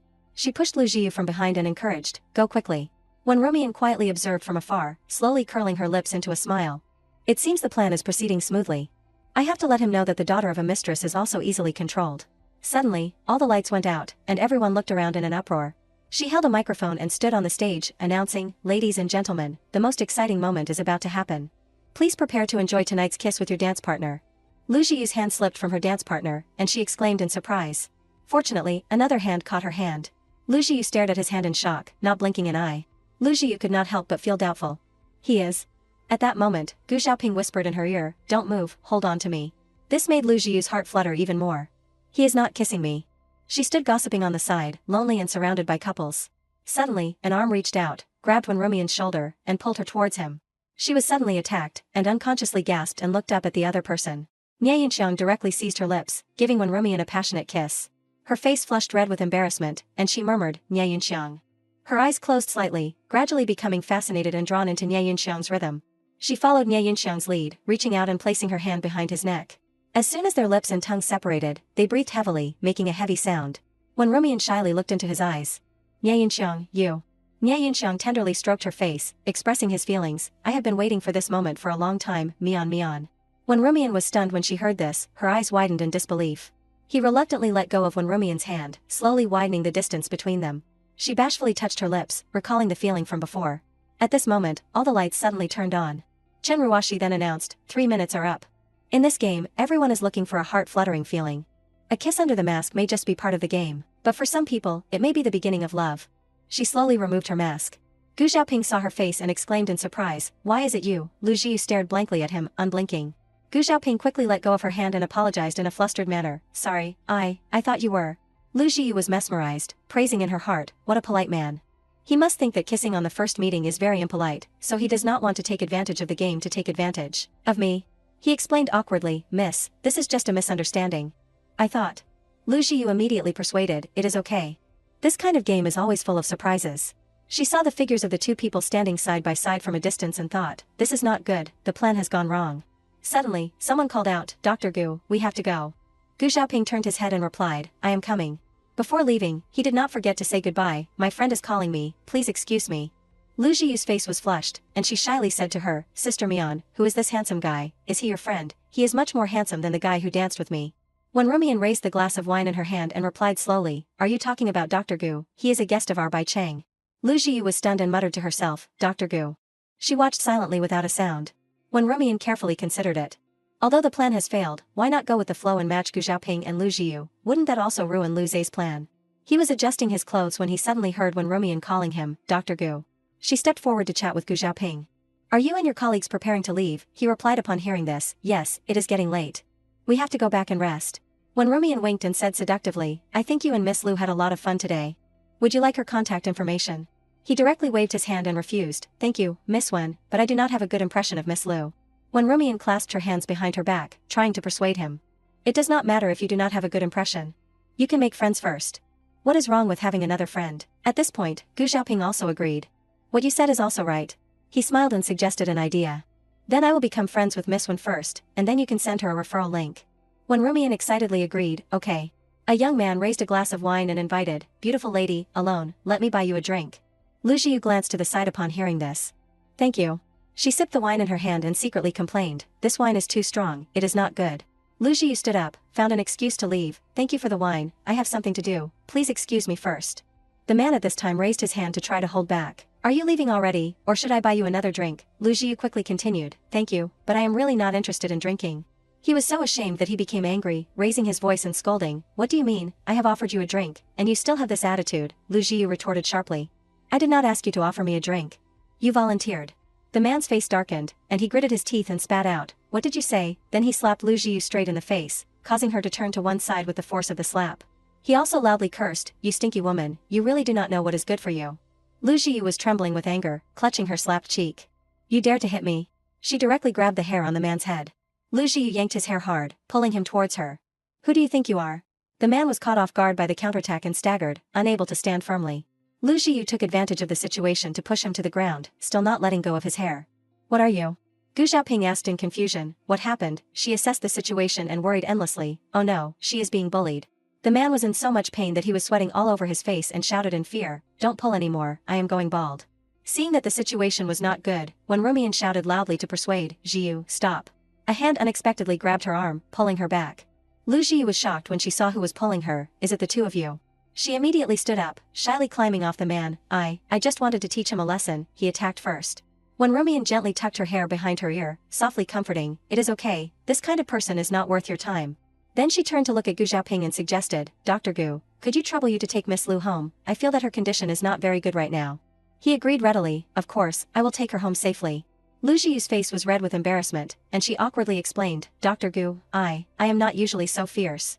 He took off his coat and draped it over Lu Jiu. "Miss Lu, it is not wrong to protect yourself. You do not need to feel ashamed." She was moved beyond words upon hearing this, and softly thanked, "Thank you, Dr. Gu." When Rumian was silent, watching the two people leave from afar, she secretly approached, crossing her arms and lamenting, "I did not expect that after I saw that the plan had failed, I arranged for Xiaonan to tease Lu Jiu. Wanting to have someone play the hero to save the beauty, but she is quite brave." When Rumian then continued, "I also did not expect." Chen Ruoshi put her hand on her chin, smiling and sighing, "But luckily, I have gained her trust." Chen Ruoshi turned her head to look at her. "That is right, now it seems that Lu Jiu has completely let her guard down against you." She suddenly remembered the appointment and quickly announced, "That is right, Boss Nya said he will come to pick you up tomorrow morning to go out." When Rumian teased immediately upon hearing this, "What, I have never seen him go out to play, has the sun risen in the west?" She smoothed her hair, taking the opportunity to tease when Rumian, he must have seen Dr. Gu today, felt a sense of crisis, and wants to have a sense of existence in front of his lovely girlfriend. She quickly retorted, "What nonsense are you talking about?" When Rumian straightened her face and declared solemnly, "I am not some lovely girl, I am the queen of Bai Cheng." She was hit but still smiled happily. Okay, okay. I wish you and the king a happy outing tomorrow. Nyan lowered his eyes, his head in a confused state of thinking. The phone screen in his hand displayed dating strategies. Nyan cautiously selected based on the article, watching movies, going to restaurants, this is not too novel, going to the zoo, going to the amusement park, is this for children, got it. The lotus flower vase was exquisitely arranged, just like his intention at this moment. Hello, I would like to make a reservation for tomorrow morning, yes, for 2 people. The next day, when Rumian carefully selected her clothes, today must be a romantic date, I have to choose the most beautiful dress. Her mood was even more cheerful when she chose her favorite lipstick color. When Rumian wore a sparkling necklace, highlighting her slender collarbones. She put on her elegant blue dress, satisfied to admire the results, perfect. Nyan leaned handsomely against the car. He suddenly startled when he heard Rumian's voice, Yunxiang. She waved happily and greeted, have you been waiting long? Nyan was absent-minded for a while, then called out softly, Mian. He asked awkwardly again, are you wearing that today? When Rumian could not help but feel embarrassed upon hearing this. What is wrong, is it not beautiful? Nyan scratched his face in confusion, explaining, no, I just did not expect you to dress so formally, let us change into another set when we get there. She felt curious, change clothes, where are we going? Nyan mysteriously said, you will know later. When Rumian stared blankly at the sign, silent. She immediately raised her eyebrows and turned around to ask directly, you want to take me here? Nyan slowly introduced, yes, this is a place I carefully selected for a long time. While he was rambling on ahead, let us go, I will take you to change clothes. When Rumian stood rooted to the spot, not taking a step. What kind of weird date is this? Nyan received her blow, and seriously corrected, this action must pay attention to force. After feeling it, he evaluated, yes, that is it, maintain balance. When Rumian quickly continued, as soon as she spoke, is this right, she punched Nyan hard in the chin.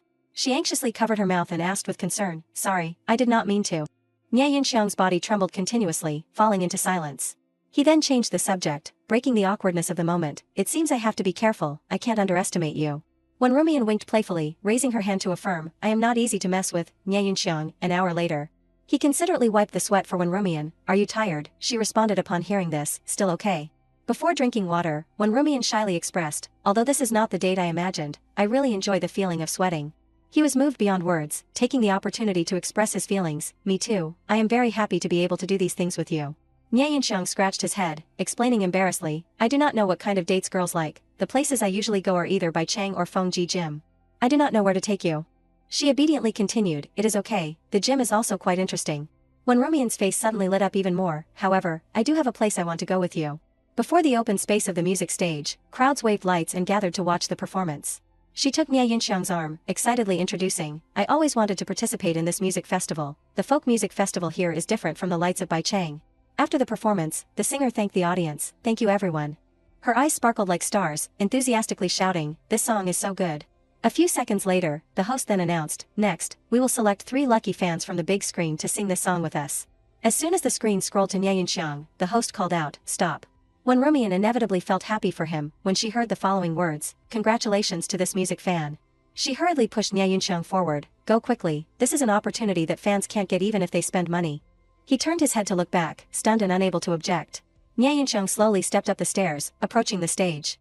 He stood mechanically like a statue, lamenting in his heart, this is even more difficult than fighting.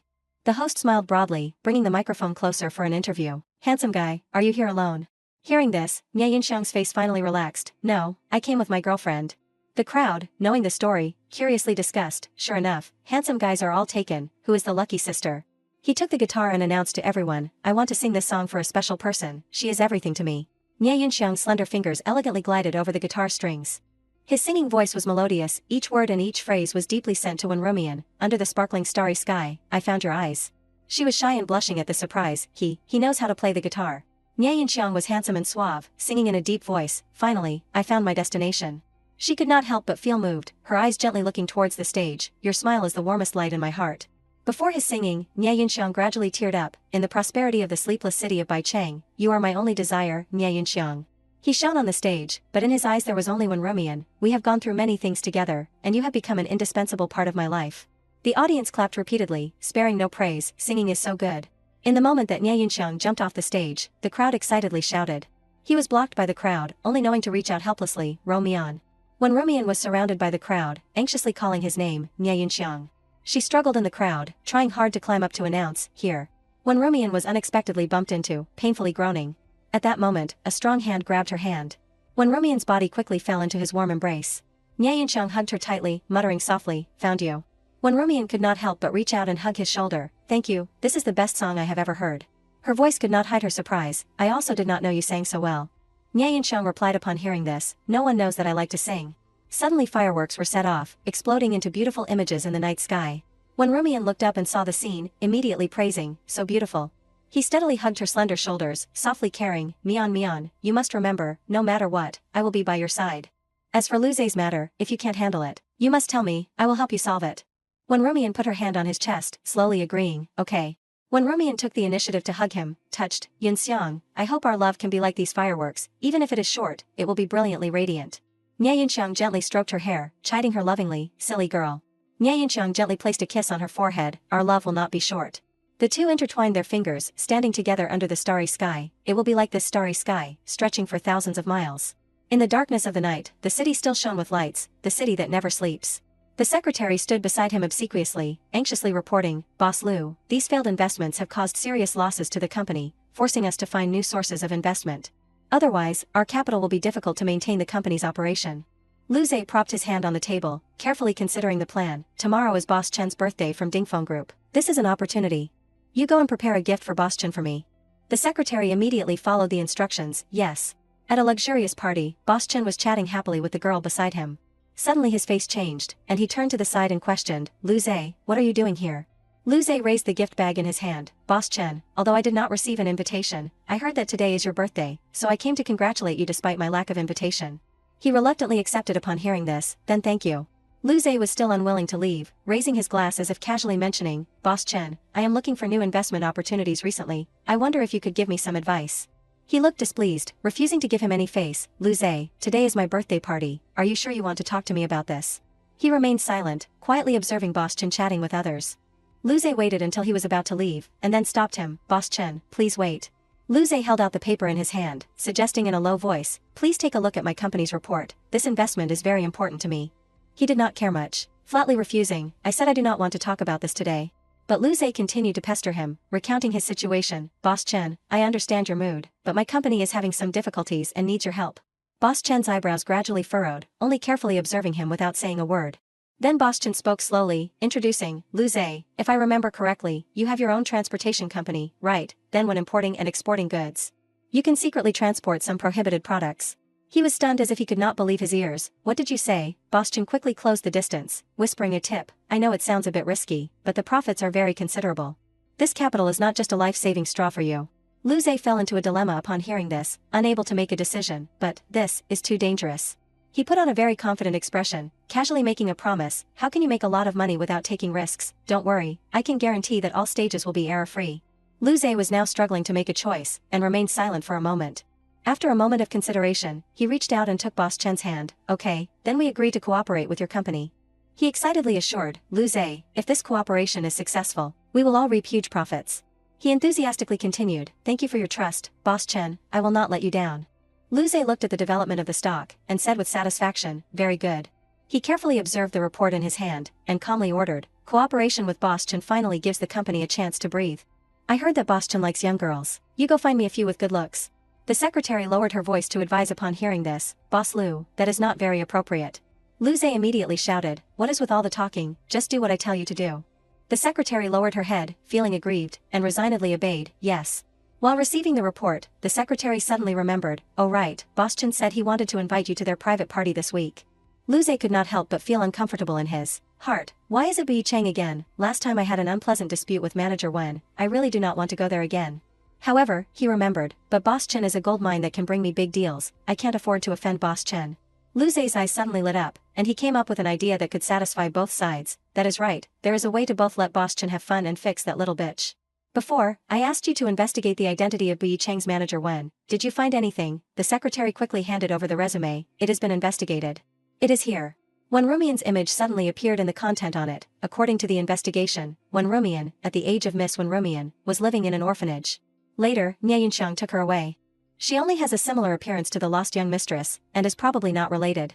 He stared at the content in his hand, probing, "So, she and our family really have nothing to do with each other, just a similar appearance," the secretary quickly replied. "That is right, Boss Lu, she is just an ordinary orphan." Lu Zhe's face darkened, and he muttered to himself gloomily, Wen Rumian, who are you after all? Why do I keep feeling so familiar with you? She focused on reading the documents at her desk. Unaware that Lu Zhe was plotting against her, however, she is just an orphan, so I do not need to worry anymore. Chen Ruoshi stood akimbo in front of her, happily announcing, we have already found a detective to prepare a fake identity for you and give it to Lu Zhe's secretary. Wen Rumian then smiled and continued, good, let us observe the situation.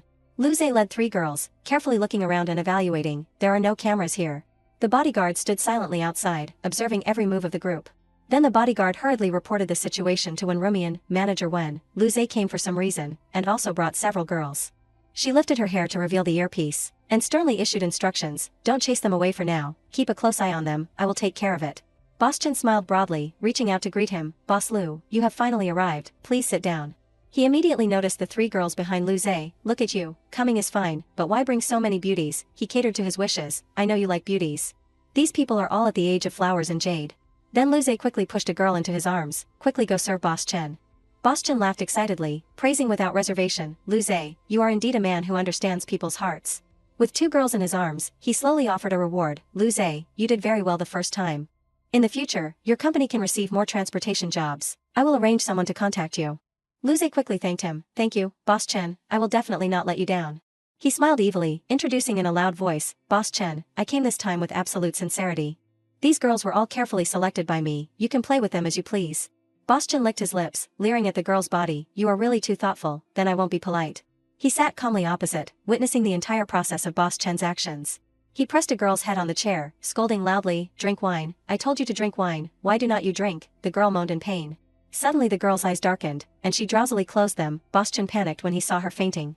He was extremely flustered, turning to Lu Zhe for advice, now, what should I do now? He calmly raised his glass of wine, reassuring, you do not need to worry. I will handle this. You leave first, I will take care of everything. Boss Chen anxiously grabbed his coat, hurrying to escape, then I will go first, Boss Lu, you are great. He reached out, gently poking the shoulder of the unconscious girl. The girl's eyes gradually opened, and she sat up and whispered, Boss. Lu Zhe could not help but praise, great acting. He distributed money, paid the reward and did not forget to instruct, later when the police come, you say according to the previously arranged content. Okay, thank you, boss. Lu Zhe immediately made a phone call, reporting in a low voice to the other side, hello, police station, right, I want to accuse Bi Cheng of providing illegal services, yes, right now. Then he turned around again, anxiously instructing one more time, be sure to remember, today you are the wine girls that Bi Cheng arranged for the guests. The girls replied in unison, don't worry, we know what to say. Lu Zhe smiled darkly, happy that his plan was about to be achieved. Wen Rumian, let us see how you deal with this. Wen Rumian slowly walked over, probing the bodyguards, you guys guard outside, I will go in and see the situation. Just as she reached out to push the door open, a voice suddenly rang out, excuse me, are you Wen Rumian, the manager of this place? The policeman held out his professional license, and then announced, we are police officers from the police station on Bui Road. We just received a complaint saying that this place is providing illegal services. Wen Rumian did not understand what was going on for a moment, what? She tried to explain in a panic, comrade police officer, this is a misunderstanding, Bi Cheng has always operated legally. The policeman reached out in front of her, sternly requesting, if that is the case, then cooperate with our investigation. Wen Rumian was forced into a difficult position, and just then a voice suddenly rang out, comrade police officer, the evidence is right in front of your eyes. Lu Zhe strode forward aggressively, leading the girl who had acted just now, look at the wounds on the body of the wine girl that Bi Cheng arranged. She immediately sternly objected, you are talking nonsense, I have never even met these girls, Bi Cheng has never arranged such services. The policeman then advised, don't get excited, we will investigate clearly. One of the female police officers stepped forward, checking and evaluating the girl's wounds, there are indeed many wounds on her body. The policeman immediately made a request upon hearing this, where are your ID cards, we need to check your ages. The girls simultaneously took out their ID cards, solemnly handing them to the police, here. The police officer was immediately speechless, checking the ID cards of both of them, they are both minors. He carefully considered, then made a conclusion, Manager Wen, although it cannot be directly proven that they were arranged by you, but after all, the incident happened at your business. And this involves organizing minors to carry out illegal activities, this is a very serious crime, so we have no choice but to investigate this place. Wen Rumian could not help but get angry upon hearing this, trying to argue to clear her name, what, I said this was Lu Zhe framing us, these girls are not our people, they were arranged by him. He was named and then followed the previously prepared plan, asking the girls, you keep saying that I arranged these girls to frame you, then ask them, hey, do you know me? The girls gave the same answer without prior agreement, we do not know you. When Rumian angrily exposed them directly, you people are acting, you are all in cahoots. The policeman announced the order unhurriedly, Manager Wen, no matter what. The wounds on these girls and their minor status make it impossible for us not to take action. In order to ensure the progress of the investigation, Bi Chang must suspend business for 2 months. When Rumian was anxious, arguing frantically with the other party, this is not fair, we are being wronged. Soon after, the police quickly sealed off the area where Bi Chang was operating. Luze smiled triumphantly, and sarcastically whispered, when Rumian, it seems that your Bi Chang is really finished this time. I hope you can get through this 2-month suspension of business, but I do not think there is much hope. She angrily scolded, Luze, you will pay the price. He was not afraid, and continued to despise when Rumian, pay the price, this was done by you, I am just reporting the truth. Bi Chang's reputation has never been good. This is a good opportunity for the police to deal with it.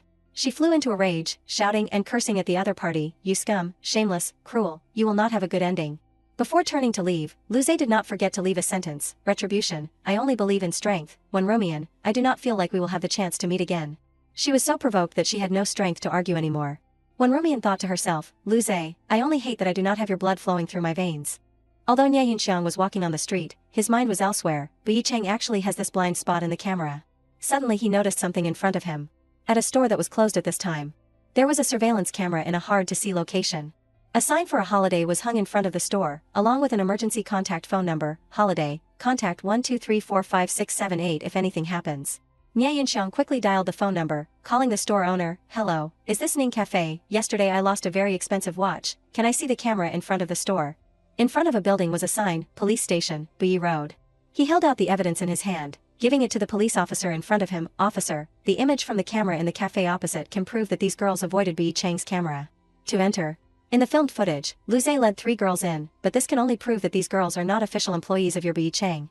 The police officer carefully examined it, and after a while, he brought up the problem, but the safety management of Bi Chang still has loopholes, so the penalty of suspending business cannot be withdrawn. When Rumian was anxious, and upon hearing this, she retorted, we clearly proved that we did not violate the law, why do we still have to suspend business? Nyan pulled her arm to stop her, and turned to communicate with the police, okay, we will cooperate, but we also hope that the police cannot let these bad guys go. When Rumian followed him, walking out of the police station, Nyan, I am sorry, it is all my fault, bringing trouble to Bi Chang. Looking at her face, which was so aggrieved that she wanted to cry, Nyan softly comforted, this is not your fault. He slowly expressed, it has nothing to do with you, Bi Chang indeed has loopholes, it is good to discover them early. Lu Yuning could not help but worry for him, but those 2 months, how much will Bi Chang lose? Nyan's eyes softened, calmly reassuring her mood, the reason why I initially handed Bi Chang over to you to manage was because I trusted your ability. So even if you encounter such and such problems along the way, I also believe that you have the ability to solve them. When Rumian was endlessly touched, whispering softly, Yunxiang. He raised his eyebrows, declaring triumphantly, what does one Bi Chang count for, I want to give you 100 times as much. When Rumian patted him on the shoulder with a clear sound, and chuckled, I know you are rich, but I am also wholeheartedly for Bi Chang. In front of Wen Rumian's office. She worriedly read each line of the form in her hand in detail, a repair notice. As she read, Wen Rumian thought to herself, so it will take 2 months to repair. She reached out, grabbing the phone on the table. Lujiu was resting with a face mask on, suddenly hearing the phone ringing. After answering the phone, she immediately opened her mouth first, Sister Wen, what is the matter? When Rumian slowly made an invitation, Xiaoyu, do you want to go see an exhibition together?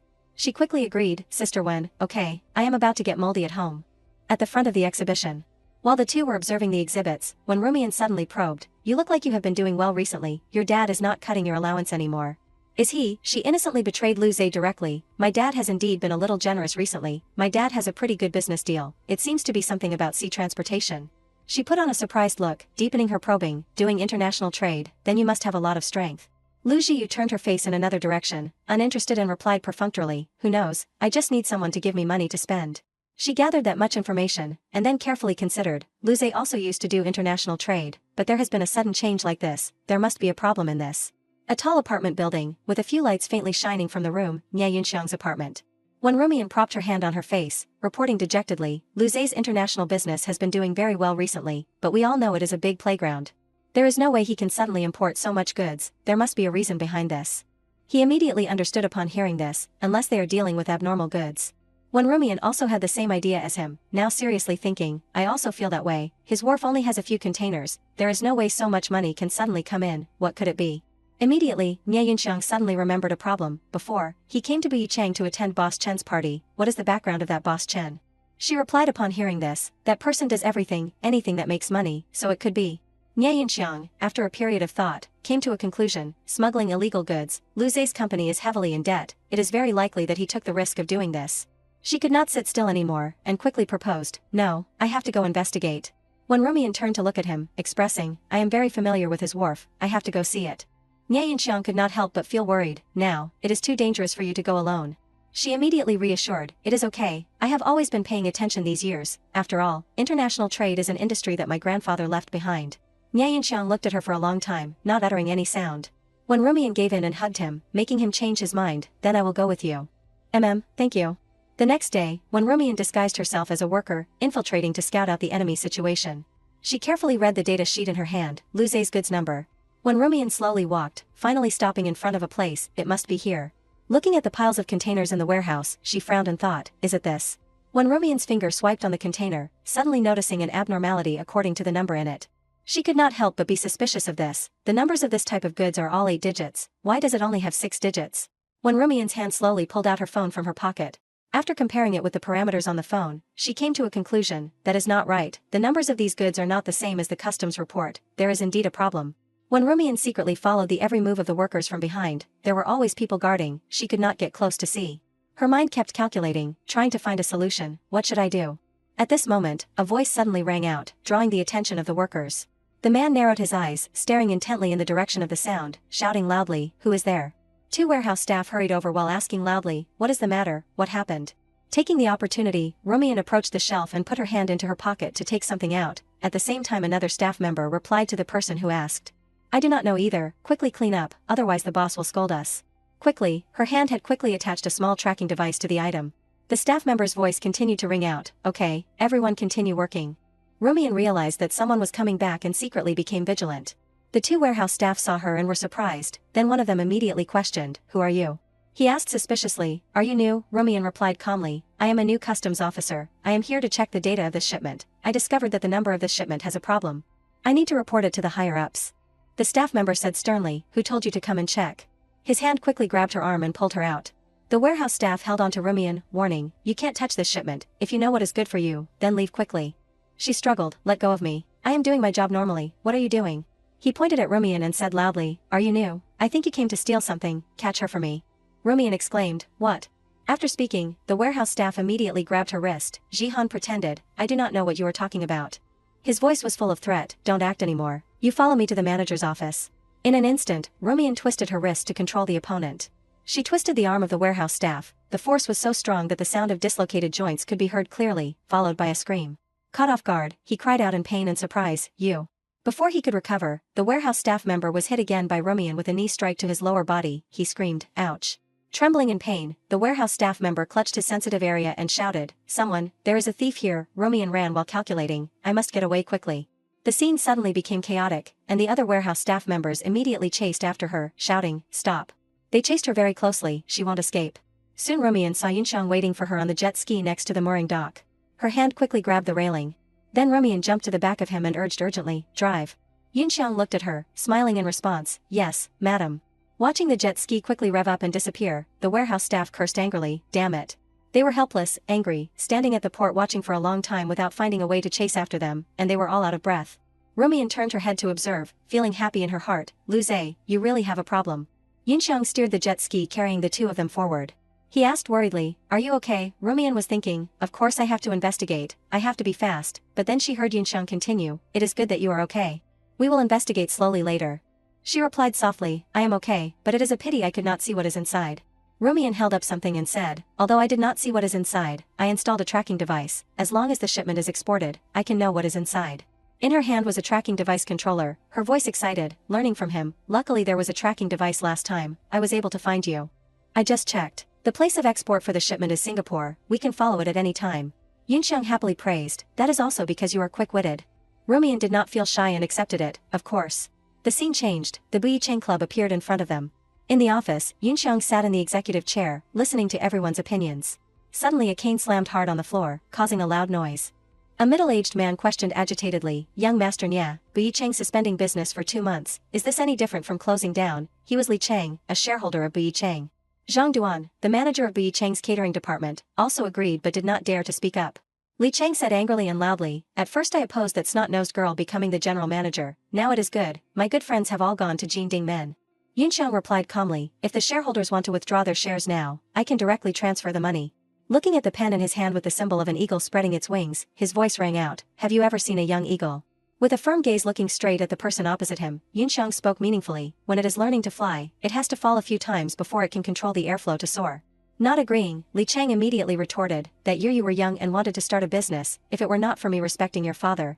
Before the words could be finished, he saw Yunxiang's hand slamming hard on the table, this action stunned him. He reminded coldly, Boss Li, you have also made a lot of money these years, have not you? I have at least helped your assets increase 100-fold, it is time for you to enjoy your old age. Feeling humiliated, Li Chang was angry but quickly explained, young Master Nyan, we do not doubt your ability, it is just that when Rumian is after all a woman. You, Zhang Duan, who was listening nearby, also boldly supported, that is right, we also have to support our families, now we do not even know if Bi Chang can continue to open. Are we all going to drink the northwest wind? His voice rang out, in short, you can't play with women and make us pay for it, right? Yunxiang silently and gently stood up. He said slowly, when Rumian has been the general manager of Bi Chang for 2 years. Looking at the two people in front of him, Yunxiang continued, causing business profits to triple. After speaking, he concluded in a deep voice, I think the woman in your mouth is more capable than any of the men among you. Li Chang was still not convinced. Then how does she handle the matter of Bi Chang suspending business? Yunxiang pointed to the stack of papers on the table and suggested, at present, you all have a copy of the share transfer agreement, if you withdraw your shares. Sign it, the agreement will immediately take effect. If you still believe me, I can also make Bi Chang open again, of course, when Rumian is still the general manager. Looking at the words, share transfer agreement, on the contract, Li Chang quietly frowned. Zhang Duan could not say anything more, and just sighed softly. After a moment of consideration, Li Chang spoke, young Master Nyan, we are businessmen, not making money is foolish. Since you have said that, I will believe you one more time, Yunxiang replied, I understand. Before he and Zhang Duan left, he also guaranteed, Bi Chang will definitely be back in business. The two of them said in a low voice, okay. Yunxiang silently looked down at the eagle symbol on the pen again. At the same time, Rumian stood alone outside the office balcony, quietly thinking. Suddenly, someone put a jacket on her shoulder. It turned out to be Yunxiang. He asked softly, what are you thinking? Rumian smiled and replied, they are right, maybe I do not have the ability to run Bi Chang. Yunxiang's hand pulled his jacket to cover her completely. He approached Rumian and comforted, Mian, you are too kind, I did not expect Lujiu to use such insidious tricks like underage girls, if you really have to say what is not right. It is that you always shoulder everything alone, you do not want me to help with anything. She hesitated, but I do not want to make it difficult for you. Looking at her gently, Yunxiang smiled softly, difficult, there is still nothing that can make it difficult for me. Guess what is in Lujiu's shipment? He handed the phone to Rumian, look what your tracking device has located. Looking at the phone screen in front of her, she exclaimed in surprise, this is. The more Rumian looked, the more her eyebrows furrowed, but her eyes brightened, Yunxiang's voice rang out, your tracking device has done a great job, it has located the point of destination. She doubted, strange, the destination of this shipment is Singapore, why is it being unloaded in Myanmar? Yunxiang explained, Myanmar, this is an unregulated area. Rumian understood and immediately exclaimed, no wonder, choosing to trade goods here is too appropriate. The scene changed, someone suddenly discovered something strange in the shipment, a surprised voice immediately exclaimed, ugh. Two of Lujiu's staff members looked at each other, one picked it up and observed, what is this? The other one replied, it is not good, it looks like a tracking device. Quickly report it to the boss. The tracking device in hand was quickly transferred away. A moment later in the office, the staff member carefully reported to Lujiu, boss, the thing was found in the shelving. Hearing that, he became alert, a tracking device, is it the police? The other person replied, it does not look like it, there is also another thing, last time at the pier there was a woman who wanted to open the goods, we suspect it is the same group. Lujiu immediately asked back, a woman, what did she look like? The staff member thought about it and then answered awkwardly, I did not see clearly, but her skills were not bad. As soon as the words were finished, the sound of a table slamming angrily rang out. Lujiu scolded loudly, causing the two staff members to be frightened, no matter who it is, daring to block my road to wealth, I will kill them all. The staff member came closer, showing him a picture that had been collected on a tablet, it was her. While Lujiu looked at Rumian's picture on the screen, his voice rang out recounting, it is this woman, she looks delicate but unexpectedly makes decisive moves. Our staff was turned around by her, it is hateful. After observing for a long time, Lujiu frowned and thought to himself, this figure. His heart suddenly jumped, his eyes became extremely terrified. Lujiu tried his best to suppress his anger and then instructed the staff, pay attention to when Rumian of Bi Chang for me, and also Nyan Yunxiang. The staff member immediately replied, yes. His expression became deep, and his voice was chilling, if she has the ability, then come, I will let her have no return. The scene changed, Rumian lazily lay on the table, calculating in her heart, let Yunxiang pay attention to the tracking of the goods first. she said to herself. Bu Yicheng suspending business, even if it reopens, it will be greatly affected. Yunxiang opened the door and walked in, carrying 2 glasses of water in his hand. You can take this time to rest, and conveniently think of new methods for Bu Yicheng in the future. Seeing him, she suggested, Nya Yunxiang, Bu Yicheng's business is still quite traditional, I want to make it a little more special. Gently placing a glass of water on the table, Yunxiang's voice rang out, tell me specifically. Rumian looked at the plan on her phone while excitedly presenting, Bu Yicheng has high-end customers after many years of business, because the threshold is too high. Ordinary people basically can't enter. Rich people with more money want to make money in a place like this, only with real spending power can Bu Yicheng become a real city that never sleeps. After listening, he asked softly, do you have a direction already? Without answering immediately, Rumian carefully scrolled through the ideas she had saved. Then she put the phone in front of Yunxiang. I want to turn it into a cultural symbol. Rich people are willing to come here to trade, ordinary people can come here to make money and spend money. This is a place where many people can realize their dreams. Taking the phone, carefully examining it for a while, he praised, very good thinking, but these 2 types of people are likely to be difficult to get into the same game. Rumian was quite surprised at Yunxiang's attitude, so she tried to ask, so you think the suspension of business may be an opportunity to break this barrier? He glanced at her and then said gently, no matter what you do, I will support you wholeheartedly, you do not need to worry about capital. Hugging the other person, Rumian cheered, really, Yunxiang, I will definitely return you a different Bu Yicheng. He teased, you are only the most enthusiastic at this time. She was embarrassed, I am not. Yunxiang added, that is right, you have to be careful of Lu Zhe these days, he probably has discovered your tracking device, so he will be even more defensive. The scene changed, the office door appeared in front of them, a staff member walked in with a stack of documents in his hand, reporting, Boss Lu, the information you wanted is here. His voice rang out, come in, put it on the table. The staff member replied, yes. Lu Zhe opened the file and carefully read it. He thought to himself, opening Bu Yicheng at 18, this kind of absurd resume, only a dog would believe. The staff member hesitated and said, Boss Lu, the information on Nye Yunxiang could not be found. Lu Zhe slammed the document in his hand shut, scolding angrily, waste, is he not from Earth, why can't he be investigated? He slammed his hand on the pile of photos on the table and hissed, and this person. Pointing to a photo of Rumian, Lu Zhe's voice rang out, tell me, in this world, are there 2 people with exactly the same appearance? Looking at the staff member who was bowing his head, he questioned, tell me, can the dead come back to life? The staff member did not know how to answer for a moment. After a while, he said timidly, Boss Lu, I will continue to send people to investigate. Lu Zhe's hand suddenly threw a photo hard at his face. While carefully reviewing the documents again, he waved his hand and coldly ordered, hurry up. The staff member bowed his head, yes, I will quickly investigate the results. The night sky outside was pitch black, and heavy raindrops fell continuously. In that heavy rain, a scene suddenly appeared on the road where 2 men were fighting. One man held the other down tightly and shouted loudly, you gambler, if you do not pay me tonight, I will chop off one of your hands. The person being controlled seemed to have been beaten a lot, his face was red and swollen in many places, and he pleaded in pain, give me a little more time. 3 days, no, 7 days, I will definitely pay you. Half of someone's somber face appeared in the rain, with a cigarette in his mouth. It turned out to be Lu Zhe's staff member, he said coldly, perhaps. The staff member's hand clipped the cigarette, his voice continued slowly, you do not need to pay anymore. The scene changed, in the office, Rumian sat in Yunxiang's chair while he stood beside her, she pointed to the design and then explained in detail, the main stage must be placed here. It must be visible to others when they come in, but once the entrance is congested, it is difficult to manage. Her finger pointed to a place on the design, Yunxiang's voice rang out, we can't just have one entrance, Bu Yicheng is a city, there can be 4 directions and 8 sides. Rumian understood, we can install 2 more side doors. He looked at her and continued, this not only improves the main part, but also involves changing the entrance. The amount of work is not small. She added, but this way, not only will customers have a good experience, but we can also accommodate more people, and management will be more convenient, even fire prevention and firefighting will be guaranteed. Yunxiang was surprised, Nyan, you even thought about fire prevention and firefighting, hello. Rumian worried, I am just afraid that your pressure will be too great. He replied gently, you can do whatever you want. Her voice rang out with questions, but such a big investment and then reopening for business, will those old shareholders have any objections? While they were talking, a strand of Rumian's hair accidentally brushed against the back of Yunxiang's hand. That moment made him momentarily lost, he quickly withdrew his hand and replied, at worst they withdraw their shares, I have long not wanted to let them suck our blood anymore. Rumian asked hesitantly, are you sure? Yunxiang immediately affirmed, I am very sure, you can make a budget plan, I will think of a way. She calculated roughly, and then gave a relatively accurate number, the repairs may need 150 million yuan. He snatched the calculator from Rumian's hand, and agreed cheerfully, no problem. She was still a little worried, but the shareholders may not agree. Yunxiang turned the chair to face Rumian, who said we need the shareholders' money, I will invest the entire amount. This 150 million yuan, I am willing to spend it for you. Rumian grabbed his tie and pulled him closer, gently kissing him on the cheek, Nya Yunxiang, thank you for your trust. Yunxiang's hand immediately took her neck. He leaned down and gently kissed Rumian's lips. She wrapped her arms around Yunxiang's neck and then responded enthusiastically. The two kissed and forgot the world. At the height of it, he suddenly stopped, leaving Rumian's lips. Sorry. The two separated. Yunxiang calmly picked up the design and looked at it and then said, Boss Wen, you seduce me like this, I do not have such great concentration. Seeing his expression, she scolded, Nye Yunxiang, are you teasing me?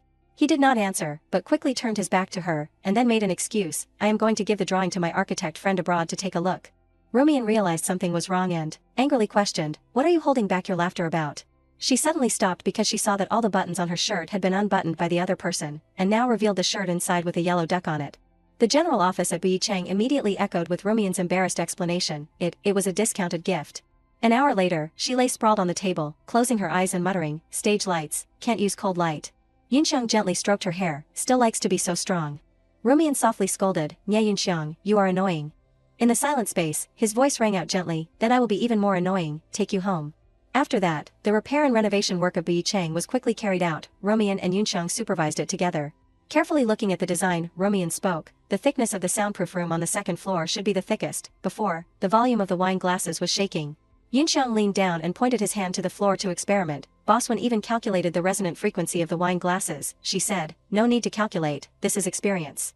Suddenly he paused slightly because he felt that something was wrong behind his back. Just as he sensed, his eyes became flustered, Yunxiang quickly shouted, be careful. As soon as the words were finished, he immediately rushed over and hugged Rumian completely to protect her. A large ceiling fell from above, hitting Yunxiang's back hard. Too unexpectedly, Rumian was also extremely flustered, and her and Yunxiang's bodies fell to the ground with a crash. Her mind became dizzy for a moment, and her vision was blurred. Yunxiang quickly struggled up and asked worriedly, are you okay? Seeing the person in front of her clearly, Rumian also immediately worried and asked him loudly, Nye Yunxiang, are you okay? Not seeing her answer his question. Yunxiang became even more flustered, are you injured? Not seeing him answer, she quickly grabbed his hand that was checking her head and called out anxiously, Nye Yunxiang. Rumian's voice became urgent, I am asking you. Seeing her worried, Yunxiang paused slightly. A worker nearby hurriedly ran over and asked in a panic, Boss Wen, Boss Nye, are you two okay? Yunxiang ordered loudly, stop all construction, check all safety. The worker quickly replied, yes. Rumian's hand tightly grabbed his tie and pulled him back. Not letting him leave, she looked at him and ordered, go, to the office, let me check. In the office, the medical kit was placed strongly on the table. Yunxiang sat on one side and said softly, you came back so quickly. Rumian did not answer, but quickly opened the medical kit and ordered, turn around. She came over and took off his coat for him. Yunxiang whined, let me take off my clothes. Can you be a little gentle? Rumian scolded softly, stop it, turn around and let me check. The white shirt was quickly pulled down by Rumian, revealing his strong shoulders. Seeing her flustered expression, Yunxiang teased, this lady, can you pull a man's clothes off a little gently? Rumian exclaimed as soon as she saw his back, you are bleeding. In front of her, a long scratch that was bleeding appeared on Yunxiang's large back. Rumian's eyebrows furrowed, her eyes filled with heartache. She carefully treated him, gently applying antiseptic to the wound. Idiot, who told you to suddenly rush out? Yunxiang understood the worry in the other party's heart and comforted. I am okay, it is just a skin wound. Rumian leaned close to his back, gently blowing to soothe the wound. This unintentional action stunned Yunxiang. Seeing him a little strange, she quickly asked, does it hurt? Yunxiang sniffed, his face flushed with embarrassment and replied, it does not hurt, it is just a little hot down there. This time it was Rumian who was stunned, and she stammered to explain, even you, I just wanted you to not hurt. Yunxiang was honest, in front of you, my concentration is not enough. The scene of the large Biyicheng Club building appeared before the morning sun. The man who had been controlled by Lu Zhe's staff for debt collection in the rain, now held a glass of water and greeted Rumian happily, Boss Wen, have some water. He deliberately said, the sparkling water that just came in, try it. Rumian reached out and took it without any precautions, Uncle Wu actually knows I like to drink sparkling water. Frowning slightly, his eyes were somewhat helpless as he watched her bring the water to her mouth, he replied awkwardly, I also, asked other people to find out. After Rumian finished drinking, she said happily, thank you, it is very delicious. Taking advantage of her turning around to leave while answering the phone, has it arrived? Okay, I am going out to check the goods now. Uncle Wu secretly took the glass and carefully put it into a small specimen bag. After finishing, he trembled and thought to himself, sorry, Boss Wen, I am also being forced. The cup was quickly taken to the appraisal room for DNA analysis. Lu Zhe leaned against the glass partition between the appraisal room and the space outside. With a pensive expression, he silently smoked while waiting. Soon the appraisal results were completed, and the report was quickly taken out. Lu Zhe calmly reached out to receive the result sheet. He examined it carefully and sneered, when Rumian. Looking at the words, DNA matching rate 99.99%, confirming father-daughter relationship, Lu Zhe sighed inwardly, so you really are Lu Jihan. His hand immediately crumpled the result sheet. Looking at the crumpled paper in his hand, Luze's expression became increasingly gloomy. Killing my daughter to defraud insurance money, I do not regret it. If I did not have that money at the time, I would have been finished, but I did not expect you to not be dead. He asked himself softly, did you come back to seek revenge on me? Luze gritted his teeth and hissed the familiar name, Lujiu. Regaining his composure, he announced, then I can only kill you again. Luze answered a phone call. The other end reported, the shipment has arrived at port number 3. He replied, very good, everything is under my control, unload the goods according to the plan. The scene changed. Luze's ship carrying the shipment was docked at the port. In the dark night, many containers could be vaguely seen on the deck. The staff member who received the order did the work while reminding the others, act according to the plan, everyone hurry up. Everyone said in unison, okay. Luze's staff member made a phone call to report, all the goods have been equipped with tracking devices, and the detonating devices have been installed. The other end of the line replied, good, wait for the fish to bite the hook. With everything done, the staff carefully supervised the containers being loaded onto the ship. Tonight, the Buyicheng Club was extremely quiet. Rumian was still in the office working, feeling inexplicably uneasy in her heart. The phone next to her suddenly rang with a notification sound. Looking at the screen, she realized that the tracking device she had installed on Luze's shipment earlier had suddenly reactivated. Rumian could not help but wonder, why does the tracking device suddenly have a signal again? Just then, someone turned the doorknob to open the door, causing it to make a sound, click. Yunxiang quickly walked in, carrying some documents in his hand. Luze has a shipment that needs to go through customs clearance these days. Rumian was surprised, where? Handing the documents to her, he said, originally, the shipment was supposed to dock at Kaidelua port at the end of this month, but now it is changing direction to the seaport of Ludi Island next to it. Rumian said, then this shipment definitely has a problem. She reached for the phone on the table. Then Rumian immediately made a phone call, Sister Ruashi, I want to set off to Ludi Island immediately. The person on the other side replied, okay. Yunxiang was worried, you can't go alone, but this time he could not go. That day he had to solve Buyicheng's capital problem. She quickly comforted him, Yunxiang, I am okay. To reassure him, Rumian added, this time I will prepare fully, so he can't turn over. Still feeling uneasy, Yunxiang loudly advised, moreover, I have a premonition, this time may be a trap, you can wait for the next time. Suddenly there was a knock on the door, startling both of them. Ruashi walked in and said, it has been found out where the shipment is specifically being imported, port number 3. Rumian was curious, what did they declare? She gave her a document, and then continued to report, they declared it as machinery equipment, but I found out through a customer of Buyicheng, that basically no one ordered it. Ruashi recounted the details of a suspicious problem. The latest customs declaration for the shipment clearly states that it is transporting machinery equipment. But I checked the customs records, and there is basically no declaration for this shipment. Hearing this, Rumian thought to herself, machinery equipment, Luze's excuse is not bad. Her voice rang out suggesting, Sister Ruashi, I want you to go to Ludi Island with me. She immediately agreed, no problem, I am familiar with that place. Yunxiang gently instructed, Ruashi, you too must pay attention to safety, if there is anything unusual, immediately retreat, do not force it. She understood his worry about this trip and reassured, don't worry, the seaport of Ludi Island is where I grew up, I can't get lost even with my eyes closed. Faced with the determination of the two, Yunxiang sighed, okay, but you two must keep in touch at all times, if there is anything unusual, immediately retreat, do not force it. On the main road, a black car sped forward. Ruashi was driving while exclaiming, Xiaomian, you let me see a blind side of Nia's love, how terrible. Rumian smiled happily, it is not as scary as you said, he is just too worried about me. After thinking for a while, she suddenly spoke, Sister Ruashi, when we get to the pier, I will go find the goods first, you help me keep an eye on Luze. She replied softly, okay. Soon the pier of Ludi Island appeared in front of them. Rumian put on glasses and earphones and then got out of the car. Ruashi carefully reminded, you must be careful. She gave a thumbs up and replied, don't worry, I know my limits. In the darkness, Rumian quickly moved towards the container yard. A day later, the two continued to come here, this time they were equipped with diving gear, Rumian explained while putting on her wetsuit, Sister Ruashi, we will go from underwater. It will be more secretive. Ruashi said softly, Xiaomian, ready. Under the sea, the two quietly approached Luze's cargo ship. The guards on the ship, after checking everything, urged each other, let us go. Rumian and Ruashi quickly clung to the side of the ship and climbed up. After getting on the ship, Rumian took a flashlight and moved inside alone. After searching for a while, it seemed she had found something, thinking to herself, it is here. Standing in front of a shipment, Rumian carefully assessed it and calculated, let us see what it is after all. The shipment was quickly pried open by her with an iron bar. As soon as she saw the goods inside, Rumian was so surprised that she exclaimed silently, guns. Her eyes showed a clear complexity, Luze is actually smuggling weapons, no wonder. Rumian sent a message to Yunxiang with the content, he is dead for sure. She silently stared at the screen waiting for a response. Quickly he texted back, the content was extremely urgent, retreat immediately. Rumian put her phone in her pocket and quickly stood up. Just as she was about to leave, she saw two staff members walking this way while chatting. The boss said we have to focus 200% of our spirit on this shipment. Otherwise everyone will be out of a job. You guys, take turns on duty tonight, do not let anyone get close. I know, what time is not important. The voice of one of the two people rang out, carry these barrels out first. Rumian thought to herself, it seems he is not doing this just once.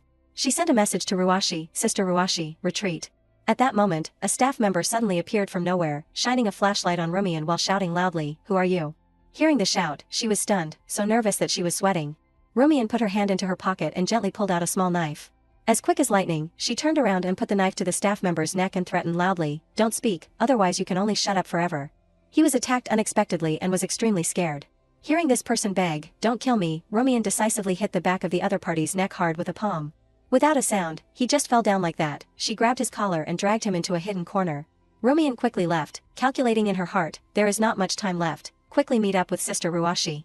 Having waited for a long time outside, Ruashi felt anxious, why has not Xiao Mian come out, could something have happened? Suddenly she heard footsteps, she thought to herself, they are here, but listening again, these footsteps were very different, her eyes suddenly widened and she exclaimed, not right. Stepping out of her hiding place, Ruashi saw the people waiting in front of her and exclaimed softly, big trouble. Lujiu smiled softly, asking in a cold voice, you did not expect it, did you? He said triumphantly, seeing you rats crawling up and down, I could not bear to bother you. Ruashi scolded angrily, you are the rat. Lujiu ordered loudly, catch her for me. Immediately two people came forward to control her. Struggling without being able to escape, Ruashi shouted loudly, what do you want to do, let me go. Lujiu replied contemptuously, what do I want to do, I should be asking you that. He said cheerfully, but it does not matter, because waiting for one Rumian to come, you can set off together. At this time, Rumian was running like the wind through the rows of cargo containers. While running, she worried, why has not Sister Ruashi replied to my message, could something have happened? Suddenly Rumian stopped, questioning suspiciously, that is, her eyes gradually became distraught when she saw that Ruashi had been captured by Lujiu. She hid close to a container and said to herself, not good. Seeing Ruashi being controlled, Rumian called out anxiously in her heart, Sister Ruashi. Lujiu turned his head slightly to the back, smirking, don't hide anymore. She heard his voice ringing out, I know you are here. Her feet stepped out decisively, Rumian asked coldly, Lujiu, what do you want? She honestly suggested, whatever you want, we can discuss it slowly, release her first. Lujiu saw the person clearly and called out the name coldly, one Rumian. He raised his eyebrows challenging, why should I listen to you? Seeing that Rumian did not answer, Lujiu's voice rang out sarcastically, or should I call you my good daughter, Lujihan? Ruashi reminded loudly, Xiao Mian, ignore me, go quickly. Rumian said slowly, if you already know. Then exchange me to stay, you let her go, she seriously suggested. Then looking directly at the person opposite, Rumian said softly, is this exchange condition qualified enough? At this time, Lujiu suddenly clapped sarcastically, clap clap. He raised his eyebrows, his eyes sarcastically mocking, what deep sisterly love, I am about to cry, if that is the case, then I will fulfill you. Speaking of this, Lujiu turned his eyes to order the people behind him, someone, catch one Rumian first. They all replied in unison, understood. Seeing Rumian being captured, Ruashi called out in panic, Nyan, no, I won't leave you alone, but she still calmly comforted, it is okay, Sister Ruashi. Rumian smiled apologetically, it was I who brought you here, I have to be responsible. Ruashi's eyes sparkled as she shook her head in denial, Nyan, you fool. It is clearly I who should be ensuring your safety. But the next second, Rumian had to open her eyes in horror when she heard Lujiu give the order, take them all away. She strained her neck and screamed, Lujiu, you do not keep your word. But he was indifferent, the bottom of his eyes calmly distorted in return, did I agree to let her go, use your brain a little, when Rumian, since I can catch two people. Why should I let one go, to let her run back and report, I am not stupid. Speaking of this, Lujiu shook his head and sighed disappointedly, it is also strange, clearly half of my blood is flowing in your body, but your IQ did not inherit even half from me. Hearing these words, Rumian smiled coldly and retorted, ha, half of the blood, I have nothing to do with a murderer like you. She gritted her teeth and spat out each word, don't try to gild your face like that. Lujiu was not angry either, only looking at her indifferently, okay then a murderer like me. He narrowed his eyes darkly and continued, today I will let you die once again. Speaking of this, Lujiu also turned to leave, take them away, Rumian behind still shouted loudly, do you think I am afraid of death? She bit her teeth tightly, using all her strength to shout her declaration, Rumian has been dead for a long time. Soon after, both Rumian and Ruashi were taken onto a car. Ruashi, with her hands tightly bound, looked apologetically at Rumian beside her, Nyan, I am sorry, it is all because of me that you were implicated. But she still shook her head gently and comforted, it is not your fault, Lujiu had already set a trap, we just fell into his plan. Rumian squirmed her tied hands again, lowering her voice to suggest softly, in short, now we have to think of a way to escape from this place, look around to see if there is any hard object like a wrench. Ruashi also nodded and looked around, Rumian had another flash of inspiration, looking down at the bottom of the car seat, let us see if there are any car repair tools under the seat. Just as she looked down, she saw a mysterious object neatly placed under the seat.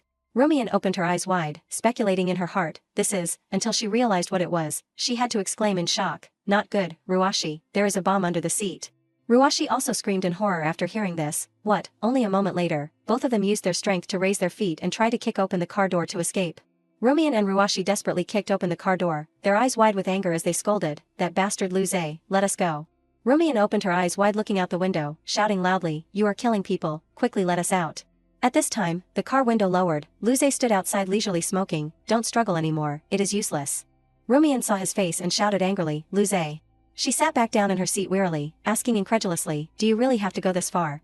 Lujiu was still smoking calmly, shrugging slowly to confirm, of course, in order to clear away those who are blocking my path to making money, I have spent a lot of effort. First, I used guns as bait to lure you here, then I dealt with both the bait and you. He slowly exhaled smoke, his eyes scheming and sinister as he continued to recount the plan. Next, I will blame all the losses of my seafood shipment on your Bi Chang. These things are really time-consuming and laborious, but fortunately, my valuable shipment of contraband has been transferred away long ago. Rumian listened to everything, her lips trembling as she hissed, Lujiu, you are so vicious. Lujiu heard this as a joke and chuckled sarcastically, ha, I am vicious. He extinguished the cigarette butt, suddenly lowering his voice to ask a question, do you know the other reason why I want you to disappear? Lujiu nodded, exhaling a sigh of admiration, you are right, people often say, even a fierce tiger does not eat its cubs. He slowly pressed the cigarette butt against the side of the car, and asked again in a low, whimpering voice, then why am I so cruel to my own daughter? Lujiu let go and let the cigarette butt fall, his voice casual but clearly telling a shocking truth, because you were never my own daughter. Rumian was stunned, her eyes wide with shock as she listened to him explain more clearly, you are the child that your mother and my brother had. The corners of her lips trembled violently, her eyes wide with disbelief, what are you saying? Lujiu also had the heart to laugh harshly repeating again, you did not hear wrong, your mother betrayed me, having an affair with my brother, so from the day you were born. I wanted to strangle you to death. He shook his head disappointedly, his voice lamenting with emotion, if it were not for your mother stopping me, I do not know how many times you would have died already.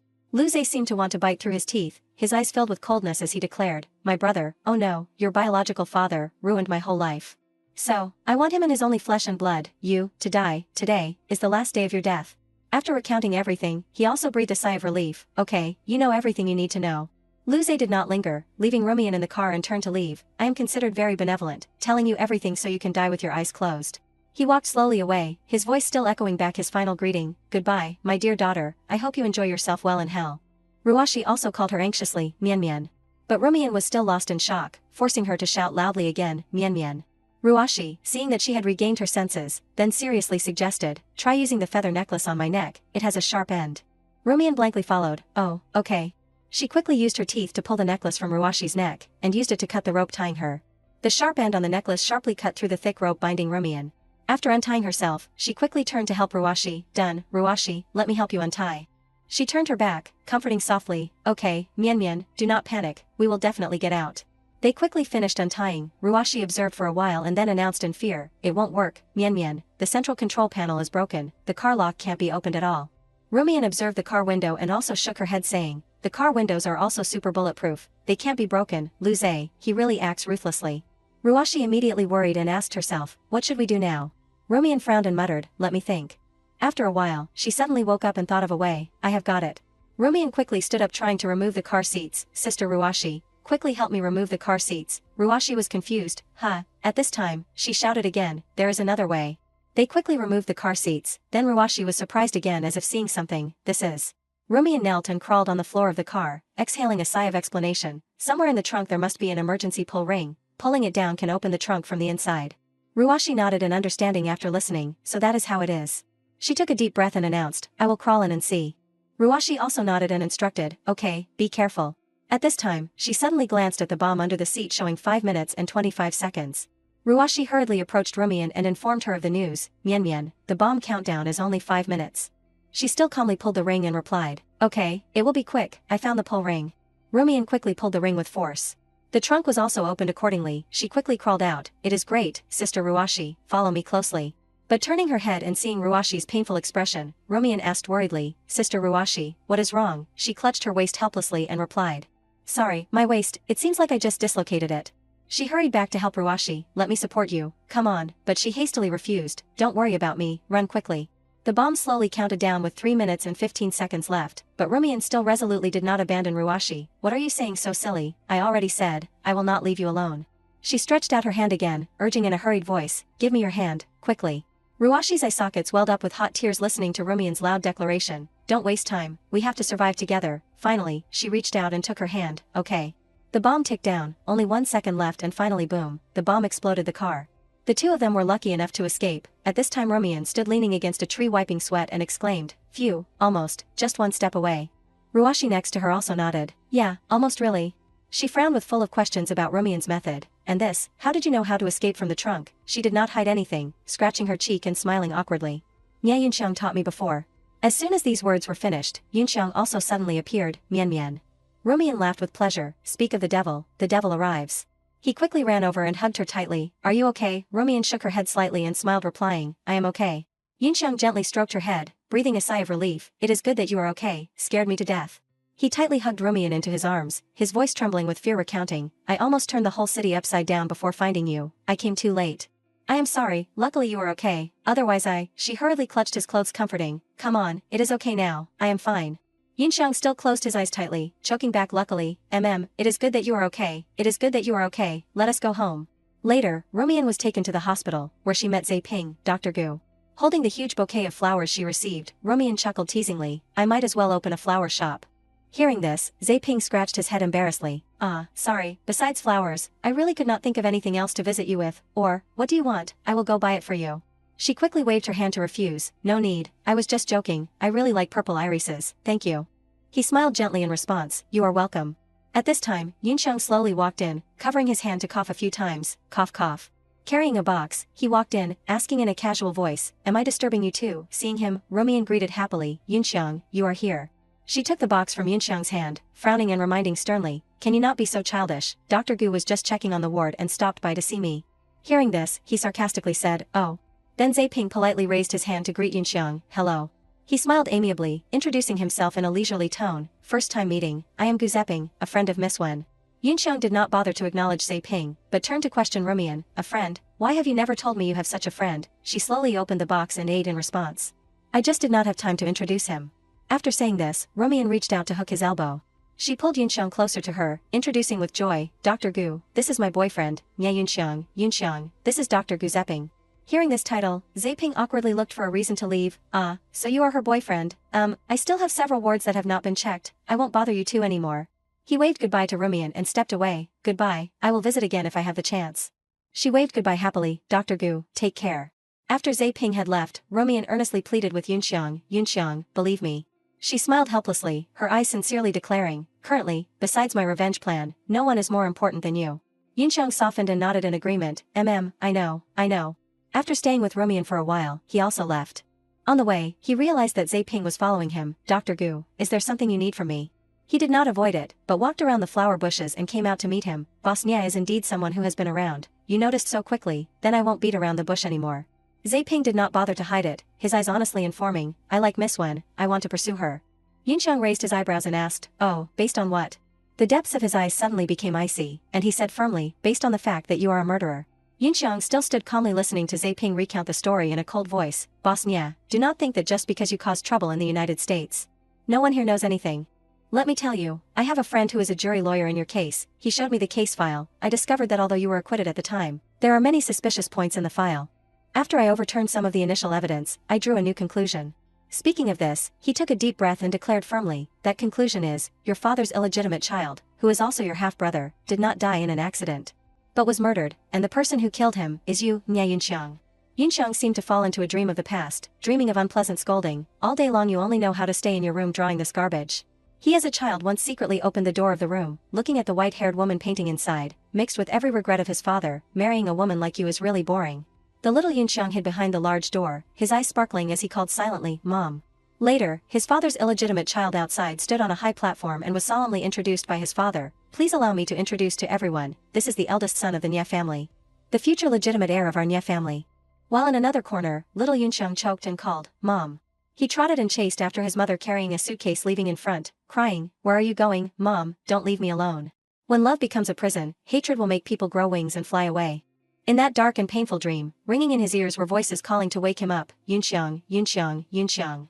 Rumian stood beside Yunxiang and asked worriedly, "What is wrong with you? You have been calling some name, having a nightmare." He gently rubbed his forehead replying, "Oh, it is nothing."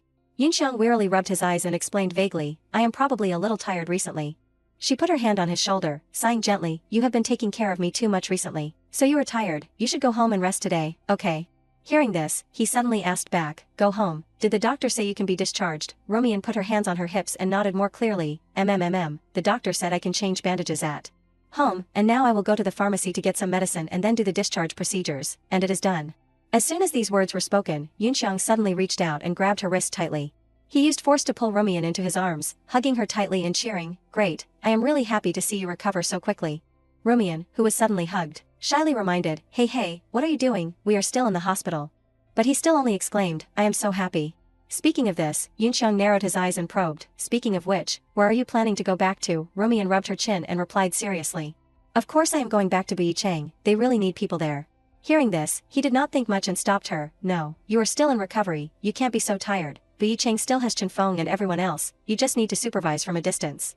She put her hand on his shoulder to wrap his neck, frowning, how can that work, I invested 150 million, I have to keep an eye on how the money is being used. Yunxiang sighed again reminding, then you do not need to live at Beicheng either. Romian asked back, puzzled, then where am I living? He pursed his lips in thought, and casually gave an answer, of course at my house. Hearing this, she was startled, how can that work? Yunxiang used force to lift her up, frowning and asking unhappily, why can't it work, we are lovers. He grabbed Romian's hand tightly, pouting and sadly said again, if not, we can stay in the hospital together. These words completely stunned her, Afterwards, Yunxiang grabbed Romian's hand and pulled her away. He resolutely and quickly pulled her back to his house. Romian sat curled up in a bathtub filled with water, her cheeks flushed red as she shyly called, that, Yunxiang. She whispered and emphasized softly, I can wash myself. But he sat on the edge of the tub wiping her body and retorted, no, what if it gets infected and you have to go back to the hospital again? Speaking of this, Yunxiang casually and calmly reminded, if you slide down again, the wound will get wet. He cleared his throat and seriously ordered, lean up a bit. Romian called out softly, ah. In the bathroom, she kept calling out miserably, don't wash that place, Yunxiang. After a while, Yunxiang carried Romian out and scolded lovingly, taking a bath and getting so tired that your legs are soft, really? She blushed with shame and scolded back, it is all because of you. He carried her gently and placed her on the bed, again instructing gently, sit still on the bed, do not move around, I will go get the medicine. She also obediently followed, A moment later, Yunxiang enthusiastically brought the stuff in, only to find the room empty. He did not think much but carried the stuff to another room, seeing Romian wearing glasses and working, he sighed, sure enough, she is here. Yunxiang did not say much but came over and pressed the power button causing her to scream, hey. Romian pulled up her glasses annoyedly and scolded, what are you doing, it was almost done. Yunxiang helplessly reminded again, I told you to rest properly, you treat my words like the wind, right, stand up and take the medicine. She angrily picked up the glass of water and drank, I did not even have time to save it. He stood next to her patting her but threatening, if you do not listen to me, I will cut off the internet at home. Romian stood with her hands on her hips angrily scolding, you are being blatantly overbearing, what kind of style is that? How am I supposed to look up the renovation plan materials for Beicheng? If you cut off the internet, but Yunxiang still left calmly, your plan now is to go to sleep. Romian could only obey, sleep then sleep, what is so scary about it? A moment later, he saw her lying face down on the bed and ordered, turn over and sleep. But Romian still stubbornly did not listen, I am not turning over, my butt hurts. Yunxiang slowly sat down on the side of the bed and asked back, really? Romian looked up and saw him topless with his hands on his hips smiling coldly, looks like I have to make you hurt a little more. She carefully looked at every firm abdominal muscle of Yunxiang. The more she looked, the more Romian's cheeks flushed red with embarrassment. She quickly covered herself with the blanket and lay properly, closing her eyes to chase people away, okay, you can go now, boss Nya. Seeing this, Yunxiang teased, you have given up so quickly, but Romian still stubbornly denied, it is not that, I am sleepy. He also let her go, picking up his clothes and leaving, while letting out a threatening word, if you secretly run into the study again, do not blame me for not being polite. Romian closed her eyes tightly and shouted, I know, go quickly. Yunxiang slowly walked out of the room, secretly smiling sinisterly thinking, do not rush, the plans of the big bad wolf, have to wait until you become a healthy white rabbit. In the following days, he would enter the room with his arms crossed seriously looking at Romian eating porridge. As time passed, she also removed the bandage wrapped around the wound on her arm. Again, there was a day, Romian and Yunxiang were running together on a deserted road. Late at night, outside Beicheng, there were people soliciting and inviting, I heard that Beicheng is reopening today, let us go take a look. A man shook his head and refused, what is so good to see, we do not have enough money to spend in that place. The person next to him explained with interest, I heard that they are in the trial stage, after the renovation, anyone can enter for a free experience. He whispered even more clearly, except for the black tower on the top floor, that is a membership area, only serving the billionaires. The other person widened his eyes asking, billionaires, I wonder what it looks like inside, I am really curious. Inside Bi Chang, Romian made herself up beautifully and spoke, "Everyone has worked hard these past few months." She wore a charming pink cheongsam walking around to greet people, "Welcome back to Bi Chang." Soon after, at the Black Tower of Bi Chang, the eye scanning system of a blonde man rang with a notification, "Identity confirmed, welcome to no man's land." After finishing, he put on black glasses and walked in one direction. Many people also slowly scanned the code and entered a room, "Welcome everyone to the Black Tower of Bi Chang." Inside the large room, a figure stood right in the center with a single light shining down. That person was Ruashi. She wore a cheongsam and announced loudly, "Tonight, we will auction off secrets that even God would not dare to record. You can buy a ticket to heaven, or a VIP seat in hell." She chuckled softly and began the program. "Without further ado, let us start with the first item in tonight's auction."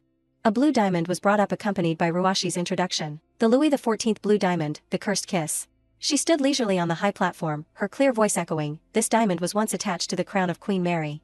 After being stolen from the Palace of Versailles, all three owners who possessed the diamonds later died an unnatural death." As soon as these words were spoken, 3 ting-ting-ting sounds rang out. Ruashi smiled and announced, "Congratulations to guest number 035 for winning the treasure with a price of 120 million. She nodded contentedly and switched to the next item. "Okay, the next item." A strange book was presented. Ruashi raised her eyebrows and introduced with interest, "The next auction item is a ledger of the devil, which records the overseas accounts of 327 politicians around the world, 731 assassination cases that have been ordered, along with the global arms trade network." Sure enough, as soon as the words were finished, guest number 012 pressed ting, showing a purple light that surprised even Yunxiang. He sat in a corner raising his glass of wine in question. "What is purple light?" Romian sat next to him and explained seriously, "It is a signal indicating that no matter how much others bid, that person will pay 50 million higher." Yunxiang slowly sipped his wine, his eyes deeply speculating, could the person who turned on the light be Lu Zhe? Romian turned her head to observe everything, the corners of her lips curved into a meaningful smile, "Whether it is him or not, he is finished." These words made him confused. "Why?"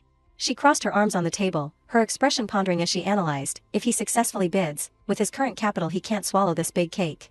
If it is not him, his trading channels will immediately be targeted by other forces. At that time, secretly making a fortune will also be impossible." Yunxiang listened to everything and nodded in understanding. "So that is how it is." He reached out to pinch her nose praising, "You really are a clever little devil." But Rumian pressed down on Yunxiang's hand with great seriousness and explained, "Seriously, Yunxiang, after what happened last time, he will definitely shift his target to you. So I have to strike first, lure him out." But he only stroked her hair and smiled reassuringly, "Actually, you do not need to worry so much. If he wants to come, then let him come, I am ready to face him." She angrily glared back at him, "No, I won't let him hurt the people around me anymore." Yunxiang could only shrug in agreement, "Okay, I will listen to you." At this time, Ruashi on the stage suddenly said in a mysterious tone, "The next auction item was donated by a mysterious person." Then, her next words made Yunxiang's eyes widen in surprise, "The work of artist Chen Shuiying." Rumian was somewhat puzzled by his strange expression, while below Ruashi was still introducing loudly, "Caged bird." Yunxiang carefully observed the painting that was brought up, listening to her words, "This work is a painting from artist Chen's early period." Ruashi pursed her lips, nodding her head slightly and continued, "The bird cage in the painting is made of real gold."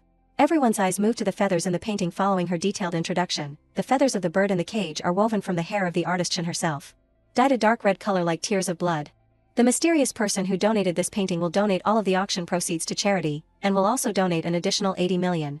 At this time, Yunxiang, sitting above, suddenly erupted and questioned, "Who brought this painting here?" Rumian next to him was also startled, explaining in a low voice, "This, I do not know either, it might have been a temporary edition by Ruashi. What is wrong?" But he laughed coldly repeating, "Humph, a temporary edition." Yunxiang's eyes were full of nostalgia, gritting his teeth as he replied, "This painting is a work of my mother's when she was alive."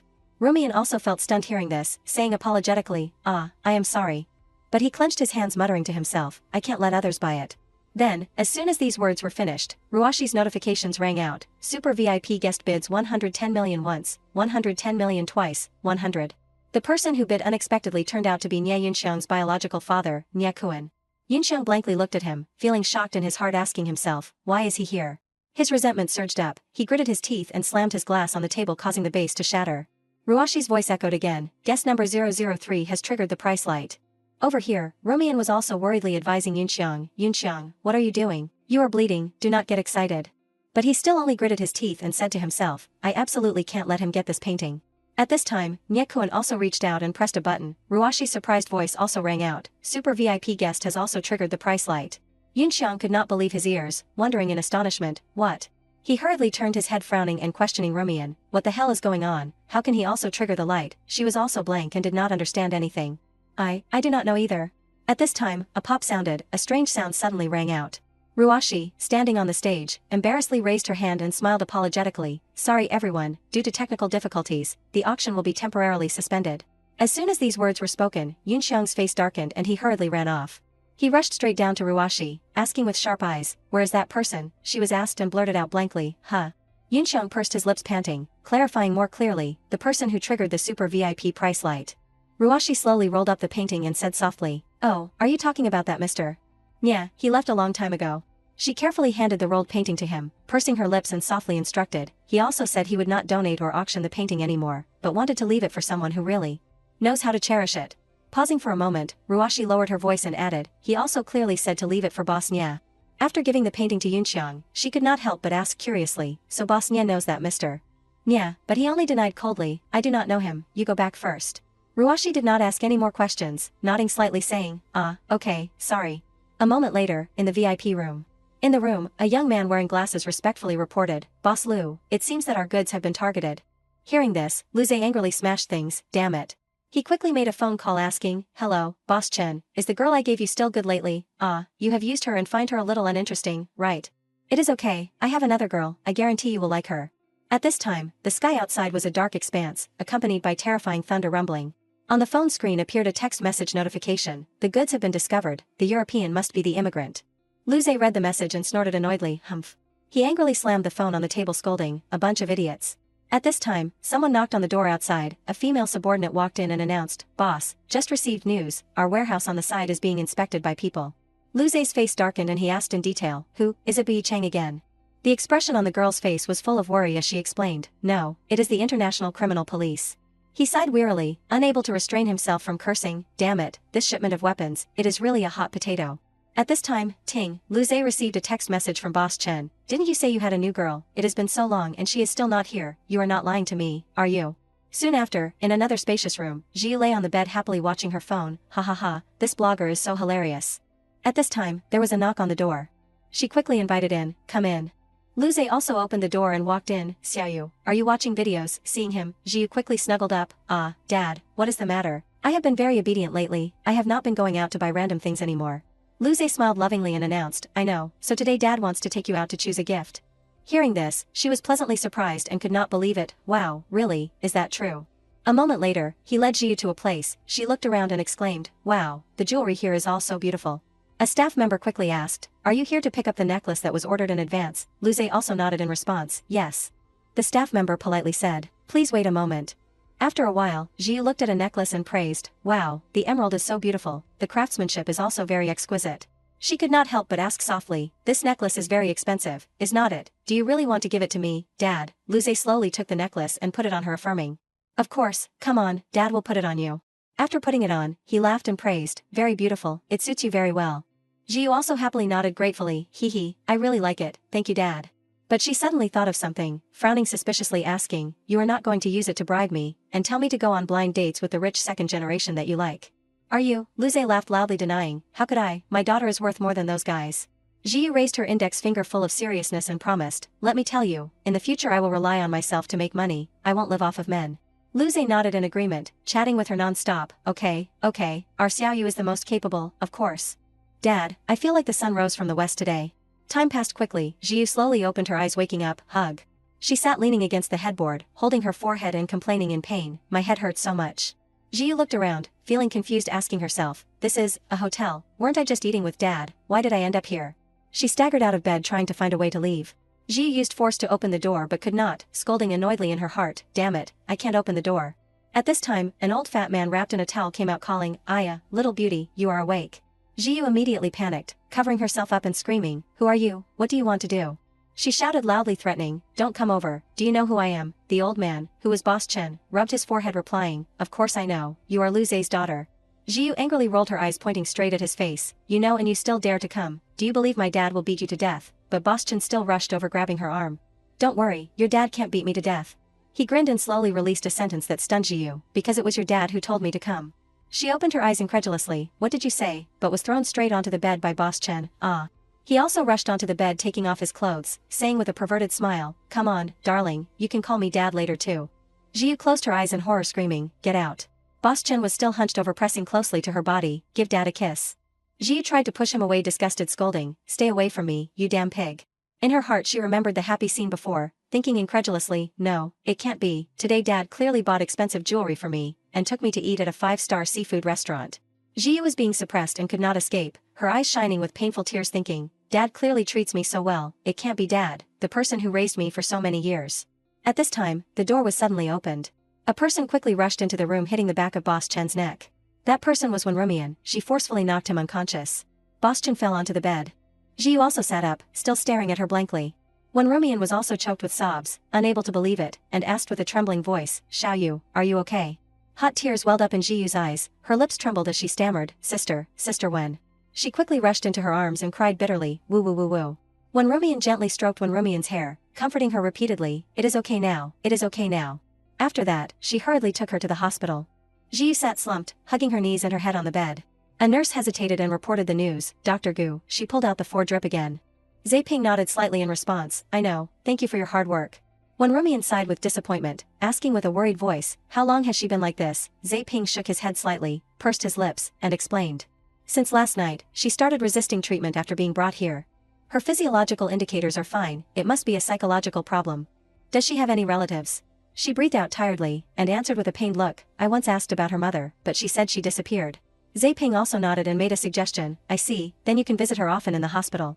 Wenrumian lowered her head and agreed thoughtfully, "Yes, I will. She became like this partly because of me, so I am very heartbroken."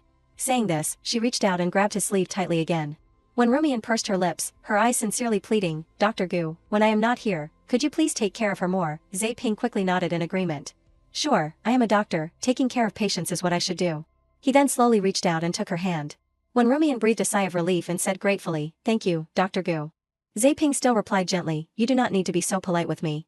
He kept holding her hand tightly, and no one noticed that Yunxiang had arrived and observed everything from who knows when. A resounding voice called out, "Mian Mian." Wenrumian turned her head in surprise and asked in confusion, "Yunxiang, when did you arrive?" Yunxiang slowly walked closer to her and lowered his voice to explain, "I have been here for a while." She pursed her lips and asked softly, "Why did not you call me when you arrived?" Yunxiang curled his lips into a smile and replied, "I was in the non-smoking area having a cigarette." As soon as he said this, he also raised his hand and put it around Wenrumian's shoulders. Yunxiang looked coldly at Ping next to her and asked sarcastically, "Also, every time I come to the hospital, I can meet Dr. Gu. Could it be that Dr. Gu is a general practitioner?" He took a deep breath and explained gently, "When I was in college, I studied a little psychology. Your friend Wen's emotions are not very stable, and I thought maybe I could help her." Yunxiang also nodded indifferently and said politely, "Is that so? Then you have troubled yourself for our Mian Mian. I won't bother you anymore, I will take her home now." Ping also nodded politely and said with a hidden meaning, "You do not need to be so polite. I said before, her business is my business. No matter what, I will always help her." Yunxiang pushed Wenrumian away, his eyes sharp as he smiled insincerely, "Dr. Gu is so kind to my girlfriend. Then I will thank you on her behalf first." After walking a few steps, he strode away first, causing her to hurry after him. "Yunxiang, wait for me." Yunxiang suddenly stopped, causing Wenrumian to bump her forehead into his back. Yunxiang did not turn his head, only muttered darkly, "Mian Mian, I thought I was not a narrow-minded person. You once told me that you only cared about me." Saying this, he raised his hand tiredly to cover his face and continued, "But today, he held your hand." Wenrumian listened as if petrified as Yunxiang recounted through gritted teeth, "A man touched his girlfriend's hand, but his girlfriend did not react to push him away." She pursed her lips, trembling slightly with guilt, "I am sorry." But Yunxiang only chuckled as he looked at her, "Don't apologize, really." Wenrumian moved her lips and said quietly, "Maybe you do not believe it, but I really did not pay attention to Dr. Gu at that time. I did not think about anything else either." She sighed deeply, explaining in more detail in a soft voice, "Because I only had Lujiu's matter in my head, things exactly like what I had experienced, still betrayed by her biological father. Still pushed into the abyss of hell by Luze, but Lujiu does not seem to be able to get up, but me." Saying this, Wenrumian choked with emotion and confessed, "If I had not met you, would I be like Lujiu?" As soon as she finished speaking, Yunxiang flicked her forehead and scolded softly, "Silly girl." Wenrumian closed her eyes in stinging pain, "Ugh." He gently lifted her face and advised, "Don't remember the past anymore, you have to live for the present, look at what is in front of you." Yunxiang smiled gently, his voice melodious and assertive, "The person who pulled you out of hell, Song Yunxiang, is right in front of you." Wenrumian looked up at him with bright eyes, calling out in a choked voice, "Yunxiang." He sighed softly, reaching out pitifully and asking, "Now, he wants to go home with you, will you do me the honor?" These words made her burst out laughing with delight. The corners of Wenrumian's lips curved up happily, her eyes sparkling with gentleness as she stared intently at Yunxiang. Then, she frankly grabbed his hand and pulled him away, let us go home." It was late at night, and the crescent moon hung suspended behind layers of pale clouds. When Rumian lay prone on the bed, clutching the sheets tightly, her eyes closed tightly, trembling. Yinxiang lay on top of her, the whole room filled with a passionate and beautiful atmosphere. After a long time, he hugged her tightly, his eyes lowered as he suddenly remembered something. Oh yeah, honey, I forgot to tell you, there is news about Lu Zhe. When Rumian's eyes widened when she heard this, and she scolded, what, why did not you tell me sooner? Yinxiang even replied with honesty and a chuckle, weren't we having an important activity just now? I did not have time to talk about it. She immediately got angry and scolded, you idiot, you animal who thinks with his lower half, what if something goes wrong? At the same time, elsewhere, someone shouted, stop. Lu Zhe's expression was worried, and he asked himself in panic, how did the European side discover my tricks with the military cargo so quickly? Didn't I spread the news that Bi Cheng robbed it? The mysterious group of people searched everywhere, cursing, damn it, where did he run off to? Go over there and take a look. Lu Zhe hid in a corner and took out his phone to look at the message sent. From Chen, the buyer in Miao Miao. He breathed a sigh of relief and smiled with confidence, Boss Chen really keeps his word. It was not in vain that I dragged his daughter into it. Time passed. One fresh morning, Lu Zhe walked casually down the street in disguise. Suddenly, two strange men grabbed him tightly, causing him to shout in panic, who are you, what do you want to do? One of them, with a towel wrapped around his head, frowned and asked, you are still asking who we are, don't you want to sell toys? Lu Zhe was puzzled when he heard this. And fired off a series of questions, sell toys, what toys, brother, are you mistaken? As soon as he asked, he suddenly speculated, could it be that they are the buyers that Boss Chen mentioned? So Lu Zhe quickly nodded and corrected himself, oh, yes, I am the toy seller. Sorry, I did not react in time just now. May I ask who your boss is? The man with the towel wrapped around his head, crossed his arms and said with a sneer, a Thai woman. Our madam likes your big toys. He was happy when he heard this and secretly exclaimed, a Thai madam, her background is not small. I have made a fortune this time, Lu Zhe laughed with delight and praised. Your madam is very knowledgeable. My batch of toys are all VIP goods from Europe. Let us go, I will take you to get the goods. He quickly led the way, pointed to a truck, and announced, the goods are in this container. I have marked it. Wait a moment, brothers. Lu Zhe still opened the container door casually, calculating secretly with a happy expression, haha, after this deal is done, I will take some beauties to Italy for a vacation. However, as soon as the car door opened, when Rumian stood inside and pointed a gun directly at him, Lu Zhe opened his eyes wide in shock, unable to believe it. When Rumian said in a low, sinister voice, Lu Zhe. When Rumian declared through gritted teeth, it is time for you to pay the price. As soon as she said this, bang, a deafening gunshot rang out. Fresh blood splattered everywhere, a dazzling color of bright red. Lu Zhe clutched his bleeding arm and ran away in a hurry, hey, where are you going, don't you need the goods for your madam anymore? At this moment, another bullet hit the back of his knee. Lu Zhe fell to his knees in pain, groaning, when Rumian stood behind him and laughed mockingly, Lu Zhe, do not you understand yet? She still pointed the gun at him, explaining sternly, there is no one buying goods at all, and there is no Thai madam either. When Rumian glared angrily and declared through gritted teeth, there is only my revenge, Lu Zhe slowly curled his lips into a smile when he heard this and sighed, is that so, then that is a pity. He carefully reached into his pocket and took something out, saying in a sinister voice, if you won't let me live in peace. Saying this, Lu Zhe forcefully pulled out a long knife and shouted with veins popping on his neck, then you go down to hell with me again. But before he could do anything, another powerful foot suddenly and ruthlessly kicked him in the stomach. Yinxiang quickly appeared, hugging Wen Rumian tightly, while his foot kicked Lu Zhe away fiercely. He frowned, his eyes sharp and cold as he said, it is enough for you to go to hell alone. Lu Zhe was kicked away, his eyes wide as he spat out a mouthful of fresh blood. The kick caused him to lose his balance and fall straight into the sea, shouting miserably in panic, ah. With a splash, Lu Zhe fell straight into the cold seabed. Yinxiang and Wen Rumian only watched everything indifferently. She sighed softly, her eyes sparkling as she thought to herself, Lu Zhe, from the day you killed me and took the insurance money, you are no longer my father. Today, the grievances between me and you are finally over. The sun gradually set, and night fell upon the magnificent Bi Cheng. A short-haired blonde girl stood blankly in front of the window, the faint silver moonlight shining on her. When Rumian slowly entered the room, her voice soft and full of gratitude, Nasa, thank you this time. If it were not for you, I would not have been able to find Lu Zhe so easily. The girl named Nasa shook her head slightly and said, you do not need to be so polite with me. She pursed her lips and repeated with a smile, you and I are friends who have shared joys and sorrows. This little thing is nothing. When Rumian also nodded in agreement, yes. When Rumian looked at Nasa again and sighed regretfully, but speaking of which, why did you cut your hair so short when you used to cherish it so much? Nasa stroked her hair and explained. In those years in Thailand, the wind and rain were harsh. Long hair was too troublesome, so I simply cut it off. When Rumian nodded and smiled, yes, short hair is also very beautiful. Nasa winked and replied, thank you. She suddenly remembered something and announced sternly, oh right, I checked that batch of weapons and found that half of it is missing. When Rumian was shocked when she heard this, her face worried and incredulous, how could that be, didn't you always have people monitoring it? Nasa shrugged indifferently and sighed with speculation, it is possible that someone transported them away before we did. When Rumian rested her chin in her hand and thought, who could it be? But a second later, NASA handed her a glass of wine and advised, stop thinking too much about it. She clinked glasses with Wenrumian and declared excitedly, for our reunion, we won't go home until we are drunk tonight. Wenrumian also raised her glass in response, okay. At the same time, in another part of Beicheng, a group of mysterious people rushed in. The man leading the way ordered, surround this place. A small employee asked quietly, what are you going to do? The female employees nearby also said to each other in a panic, quickly contact Mr. Nyan and Wenrumian. The long-haired man leading the way asked loudly, who is in charge here? Ruashi slowly stepped forward and replied, I am. Who are you people? The long-haired man requested coldly, you have taken something from my boss. Hand it over. Ruashi explained calmly and gently, we at Beicheng welcome all kinds of guests, but we have never taken anything from our guests. Could it be that you have misunderstood something? He laughed coldly when he heard this, you do not admit it, right? As soon as he finished speaking, the long-haired man pointed a gun directly at her, his eyes gloomy as he affirmed, I am 100% sure that you took it. Now, either hand over the goods, or do not blame me for being impolite. Let me tell you, bullets have no eyes. I do not know where it will hit. Ruashi raised her hands in panic, still repeating blankly, I really do not know what you are talking about. The long-haired man ordered loudly, search for me, the subordinates replied, yes. She hurriedly raised her voice to stop them, wait, you can't. But the long-haired man sneered and threatened, don't move. It would not be good to ruin your beautiful face. A moment later, the subordinates hurriedly carried 3 boxes and reported, boss, we found them. They dropped the boxes on the ground and announced, everything is in here. The boxes were opened to reveal the pile of guns inside. Ruashi was stunned as if struck by lightning, murmuring, this is. She asked herself in panic, impossible, where did these things come from? After that, there was an order to arrest her, take her away. Ruashi struggled in vain, let me go.